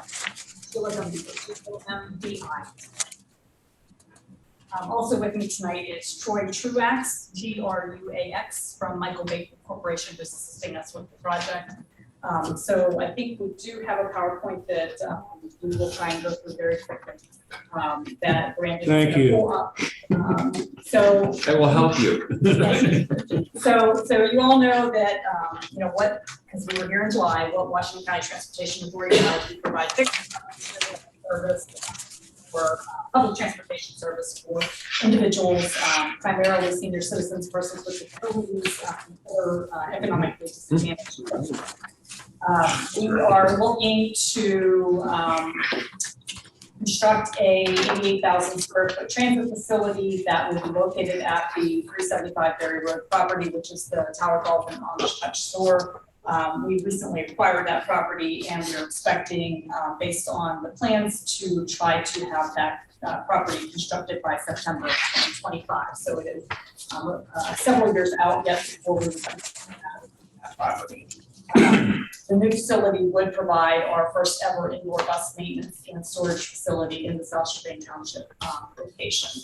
The next slide is just the location of where we're at, and then the following slide is the preliminary design concept plan, which is what we wanted to look at before. Excuse me, did you bought the property all the way up to the tower? No. Just the front part? Just the front part, yeah, the tower's owned by. Okay, just this, I got you. Yeah, so just that portion there. So this is the preliminary design that we had done, that the engineers had put together to give us some kind of a sense of what we'd be looking at and trying to put together the text amendment that is before you tonight. What we are looking to do, maybe Troy, if you want to jump in here now, is to amend the township code to allow for a transit facility as a conditional use under the I-1 zoning district. The amendment does include permitting a CNG, compressed natural gas fueling station, and an electric vehicle charging station as accessory uses in the terms of transit facility use. And again, Troy Truax, Michael Baker International, 4431 North Front Street, Harrisburg, PA. Our corporate office is in Newtown. Yeah. Oh, yeah. Yes. So as Sheila said, as highlighted, that is the property, approximate boundaries. Those are from the county tax parcel data. That map there is actually showing some of the adjacent uses. You're familiar, you've got the Strabane Shopping Center there in the white. On the northern side, you have the West Penn Power Substation. You have the transmission line running parallel back from that. Behind is the broadcasting cell tower site. And then just to the south, you have the soccer field, the soccer association. And then you have two industrial users there. So all around are industrial types of uses. Way in the back, beyond the tower site, beyond the tree line is where you get into residential sort of quite away from a buffer standpoint. Go to the next slide, Brandon. So what we thought we'd do on the next, go to the next one, Brandon. Did we provide a draft copy of the conditional kind of packet? Yes, the packet they received, the application and the draft conditional use application, the presentation is provided to them for tonight, and also the ordinance. Perfect. So we're here at the zoning amendment, the text amendment part about allowing this particular use in the industrial district. The only thing that was close to this use was a terminal, truck terminal, which really didn't work. So what we had done, we thought ahead and thought about, okay, let's look at what the potential conditions was. So we looked at that truck terminal conditions of approval and used that as a model to kind of replicate and come up with the proposed conditions for the text amendment. So these next series of slides help address the conditions with which this use would have to meet if the text amendment would be approved. So the minimum site requirement for a transit facility, again, using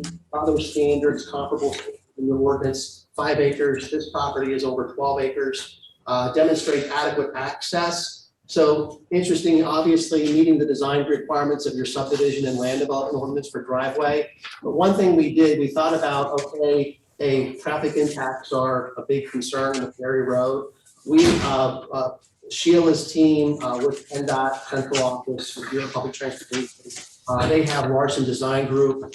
They did the traffic assessment, preliminary look at Berry Road and what impacts this particular use would have on the site. So that assessment kind of helps us determine, your ordinance says the trigger point for a traffic impact study is 75 trips. We're right now at 48 trips a weekday, and that's Monday through Friday at AM, midday, PM peak. That's total new trips that will be generated from this. Then 9 trips on Saturday. Those trips were calculated based upon Sheila's bus route schedules that she's proposed for this site. So that's how we have that. That's in draft. It can be finalized and provided to the body here for review to look at the details of how we come up with that. But I'll show you at the end, we do propose certain safety improvements at that intersection where this new drive will be connecting into Berry Road. But I think importantly to talk about too is operationally, people have what we call deadhead time, where they can't have no rider. They have to get to their first stop as quickly as possible. What that means is operationally, they are going to be going right across Berry Road into Strabane Square and going out on 19 to start the routes. They cannot go left or right on Berry Road because there's no stop route that's going to connect to them quickly to alleviate any deadhead time. Does that make sense? So that intersection is right directly across from where you leave Giant Eagle. That T intersection is going to be now a 4-way intersection.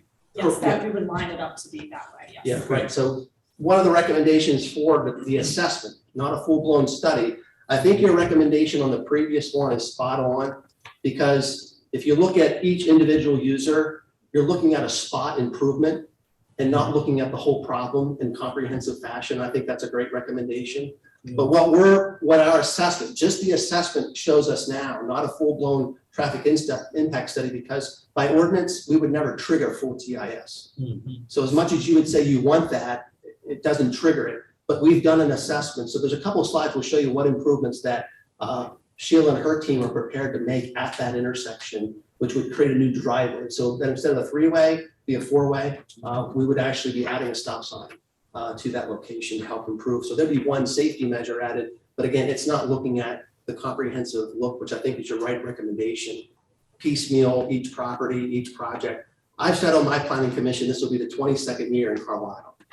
So when you talk about development, I clearly understand the impacts from warehousing, commercial development, et cetera. So I clearly understand from that side where you're coming from. So we would actually, that concept plan that you saw, the design meets conceptually right now meets the design standards for driveways for your ordinance. Next slide, Brandon. Minimum setback. The property currently adjoins 7 properties that all contain non-residential uses. So typically you have for any setbacks, you have a 15-foot setback adjoining a non-residential use. So again, that gives us sufficient separation. As you saw on that previous slide, it's all non-residential uses immediately adjacent to the property. Buffer areas, a requirement here, shall not be required when the transit facility is adjacent to an industrial use or above ground public utility, because that's what's there. You think about putting buffers between the power station and the transit facility, you're not really buffering it from any kind of impact use like a residential property would be. Next slide. Off-street parking, the facility will require 106 off-street parking spaces, plus 6 ADA accessible spaces. Those additional spaces will be used for non-bus vehicles. So all the bus vehicles are going to be parked indoors. If you have a chance to look at that concept plan in detail, it's a maintenance, but also storage. So all the vehicles are going to be stored inside. There's going to be no outside storage or parking of those bus vehicles. The only time they're outside is when they're fueling up and moving in and out of the parking lot going the routes. Any other cars would be by the drivers and employees of the agency. And then also too, another requirement here, all materials and equipment shall be stored within completely enclosed building. Again, the maintenance area is going to have all the work, any light maintenance, you won't be doing any heavy maintenance, right, Sheila? So heavy maintenance like big engine repairs, et cetera, light maintenance of, service, maintenance, PMCS checks, changing a tire. That's Brakes- all gonna be done brakes and so inside. forth. What's that? Just brakes, just general maintenance. Yeah, everyday PMCS. Transmission, rear end. Exactly. No heavy maintenance will be done here, but all that will be done inside. So no outdoor maintenance. So we're really trying to demonstrate the noise impacts, because you go to the next slide there too, Brandon. Repair, same thing inside. Go to the next. So all operations, you have a series of performance standards in your ordinance, 245, 170 of the zoning ordinance list out a whole series of performance standards. I'll quickly go through those. You would, Brandon? So fire protection, it's going to be built to your code requirements. So it's going to be International Building Code that you have adopted under Chapter 95. Electrical disturbance is another performance requirement you have in your ordinance. These are all either diesel or gas, potentially CNG, because PennDOT has partnered with a P3 company and they're deploying CNG throughout a number of stations throughout. Potentially, they would Do you have any CNG. like isolation distances on any CNG where you have a compressed natural gas facility? I know some places do have that for safety. Yeah, There are definitely safety requirements tied to the Yeah. stations. Yeah, because I was thinking that because of the soccer fields, the kids all next door. And the CNG station is actually on the other side. Oh, on the power station. Yeah, correct. Yeah. Which doesn't sound good, but there are NFPA. So the contract that PennDOT has with the P3 company is doing those designs and safety. Everything designed has to meet those standards and will meet those standards. Who regulates that? The CNG? Be the PUC, and this is not gonna be a public station at all. So there's no public use of that station. It's all if and when they put in CNG vehicles, and I don't know if you even have a time frame. That's down the road. So right now, it's just putting that as a permitted accessory use, because if and when they do that. Right now, it's all diesel. And because PennDOT has made such an investment in CNG, and now electric's coming on board, I don't know if PennDOT would ever kind of change course all of a sudden and reinvest and disinvest in what they've already done from the CNG. Is there any chance of electric buses? Always a possibility. That's why we want to leave both options open, since Yeah. we're not committed to any one single option at this point. As Troy said, though, I think PennDOT has put a lot of money into the compressed natural gas. Of course, CNG is very popular in this area as well. So, I think that's probably the direction that we will go in. Cost certainly currently is a lot cheaper than fuel, and even you can drive the vehicles for longer distances with CNG than you can with electric. So, They start up in the cold weather. yes. I'll charge in the cold weather. Yes. Next one. Noise. So again, noise will be generated. They have total in their fleet right now, 14 fixed route buses and 39 paratransit vehicles that leave and enter the property. So they'll begin their operations at 4:30 a.m. Again, no residential is near this. It's all industrial. Primarily, the shopping center doesn't really begin operations until mid-morning or so. And they do have operations on Saturday. But all those trips, again, total 48 trips per day that we generated. That's all distributed across that 4:30 to 9 p.m. timeframe. So the impact is just a bus here or there. Mostly when they come out, leave in the morning to start their routes, maybe come back throughout the day, trickle, and when they actually come back in to shut operations down at nighttime. What time do they typically roll in, like the night times? It will vary across, so I mean, you have vehicles that are going out at 4:30 in the morning that will potentially come back at 1 o'clock in the afternoon. Some may come back at 3 o'clock in the afternoon. It'll be all staggered. It's gonna be very well staggered. Yeah, we have some, I think some statistics in conditional use application that kind of show that. The bulk of them are really gonna be between 4:30 and 6:30 in the morning. Not a very high peak time for the shopping center, but. If you look at a draft, that conditional use, it's a draft just to give you more flavor and information. What that when it's red line, it's draft, there's no date on it, but we wanted to give you that information because eventually if you do approve the text amendment that's here before you tonight, the next step would be, okay, now you actually have a use that's permitted through conditional use approval. So we wanted to give you that application in draft format to see a lot more details. And to Sheila's pointing to your question, sir, there's a bus schedule in the back as an appendix that shows you the actual distribution of those trips on a weekday and Saturday basis. It's on page 13. Last page. Yeah. Page 13. Next to last Yeah, table 1. And next slide there. Vibrations, again, the rubber covered transit vehicles on smooth, brand new pavement, et cetera. And the top speed within the parking lot of WCTA's facility is going to go like a max of 15 miles per hour. So again, that's another requirement of your performance standards that we're addressing.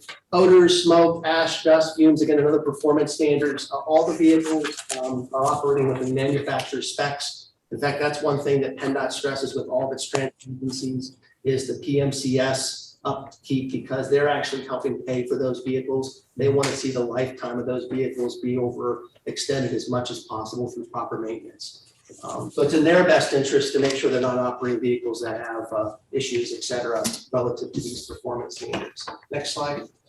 Glare, right there it says the facility's lighting fixture devices will be designed with shields, reflectors. That's right from your design standards in your subdivision ordinance. So lighting is based upon that specific standard, and that's how it will be designed.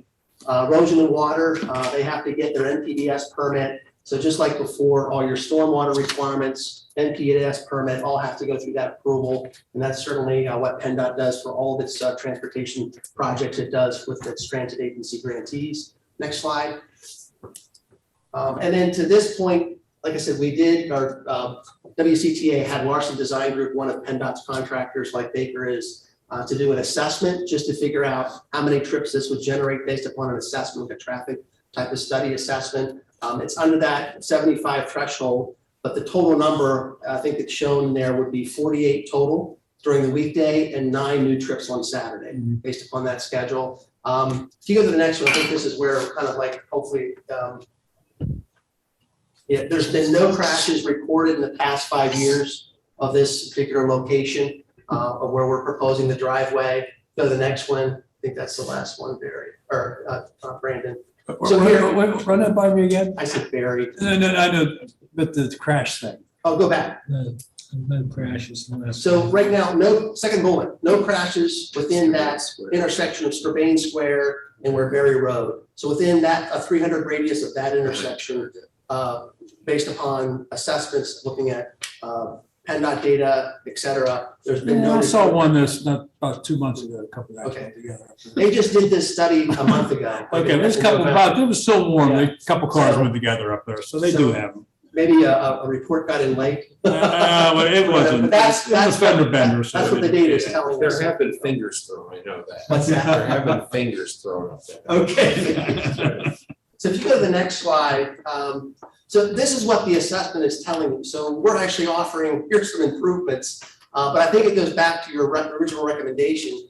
You know, construct a new driveway, obviously that's what we're doing to your standards. Obviously that driveway would be, you know, within some type of right of way that would be, have some new pavement, et cetera. But we would definitely, it calls for installation of a new stop sign. So instead of a 3-way stop, it will be a 4-way stop at that intersection. And obviously all the new pavement markings that would be associated with that new driveway location. So anything that we're doing at that location is really dependent upon your driveway permit and other improvement standards with respect to that intersection. Let me ask you a question. Is there any controlled access into the facility? I'm just, because some joker comes out of Giant Eagle and says, oh man, this is a new shortcut. And he goes through the intersection and he's right down into your facility. Understood. Yeah. So I think, you Is know, we there have options. just and signage certainly we're and- gonna be looking at that. The design options may include gating portions of it. Now, obviously, it has to be far enough in so Yeah. that, you know, buses and stuff. Or can still- signs that Yes. like, Yes, you know, absolutely, private signs, entrance right. or something, Yes. bus entrance only or. Yeah. Because you do have to have gate, a fence perimeter, Yes. fence around. Yes, So for safety reasons. yeah, they already, that's part of the design. You don't see it in concept plan. Yeah. But certainly, I think that's a good suggestion to make sure somebody just doesn't cut across the road. Cut and go into across, that. thinking it's a new I shortcut think down it's the. part of the soccer field. Yeah. Of course, it will be well signed. Yes, sure, So, free uh, transport. yeah. So again, I mean, this is exactly what the assessment, if you would do like a full-blown study, we would anticipate it would have these same results. We did an assessment, which was like a traffic study light, really kind of go out and does a high-level assessment. But we did that in anticipation because we want to know the question, the answer, or the answer to the question, does this require, or will it trigger your TIS requirements in your subdivision land development ordinance? It does not. Yeah. It's 75 or more trips. It does not. It's 48 during the weekday plus 9 on Saturday. Maybe you consider turning lanes into the facility, to take you off of the 2-lane barrier. Yeah, that's what, honestly, Brandon, that's what I expected. The assessment to say there will be some type of deceleration lane. Yeah. You're coming down like down the grade and turning in, but the sight distance is so great. Actually, the sight distance there exceeds the minimum requirement sight distance of your ordinance. I think it's like 270 or 243, but it's beyond that. So I think that's probably what's limiting the requirement for any type of deceleration lane. Yeah. And it's plus a slower posted speed limit.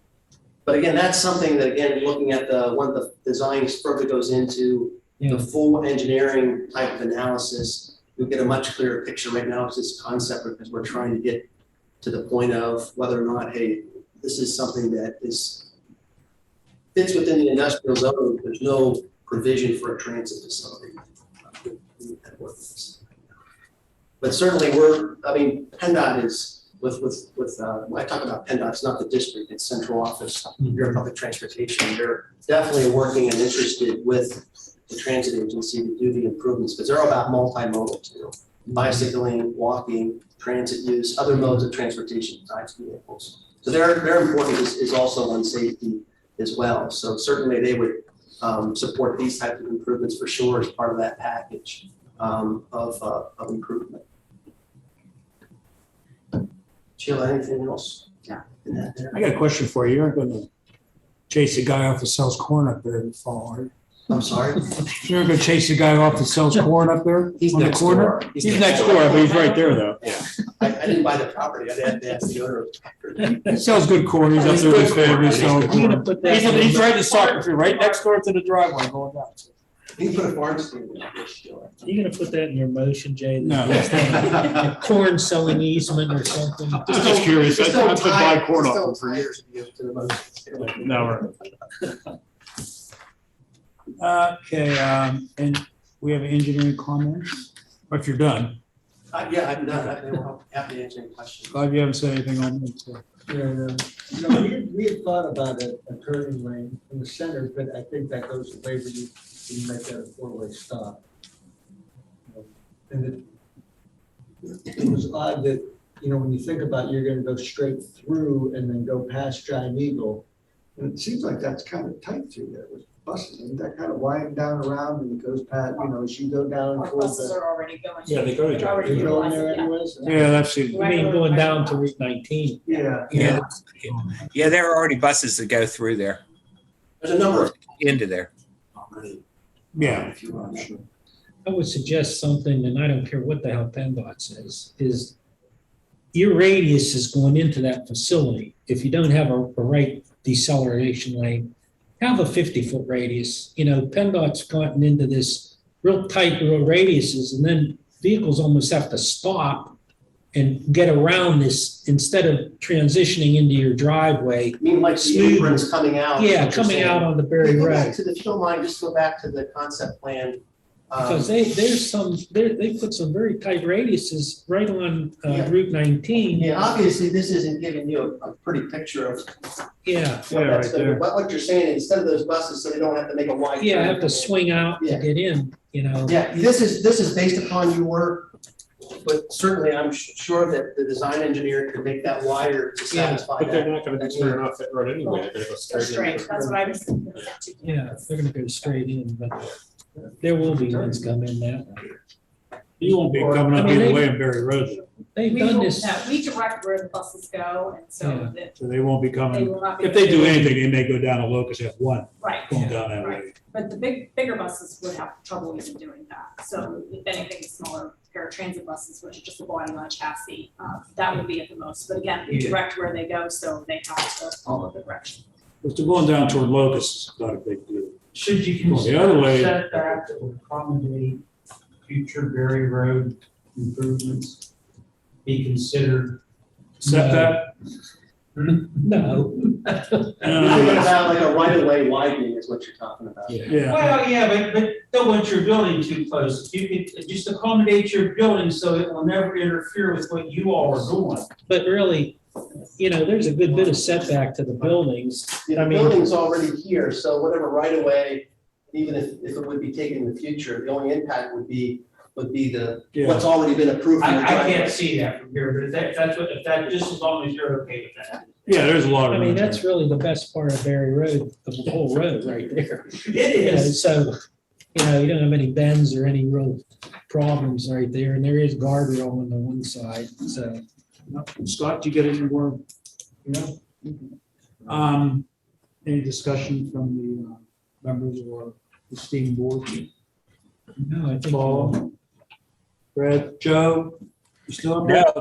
No, I'm here. I'm still awake too. Good. I'll tell you what I'm gonna do, though. I'm gonna make a motion to change, to allow this, a bus garage or whatever to be Transit. as a text amendment. That's the first motion. The second motion is the same second motion I had for Menards. Let's do one motion at a time.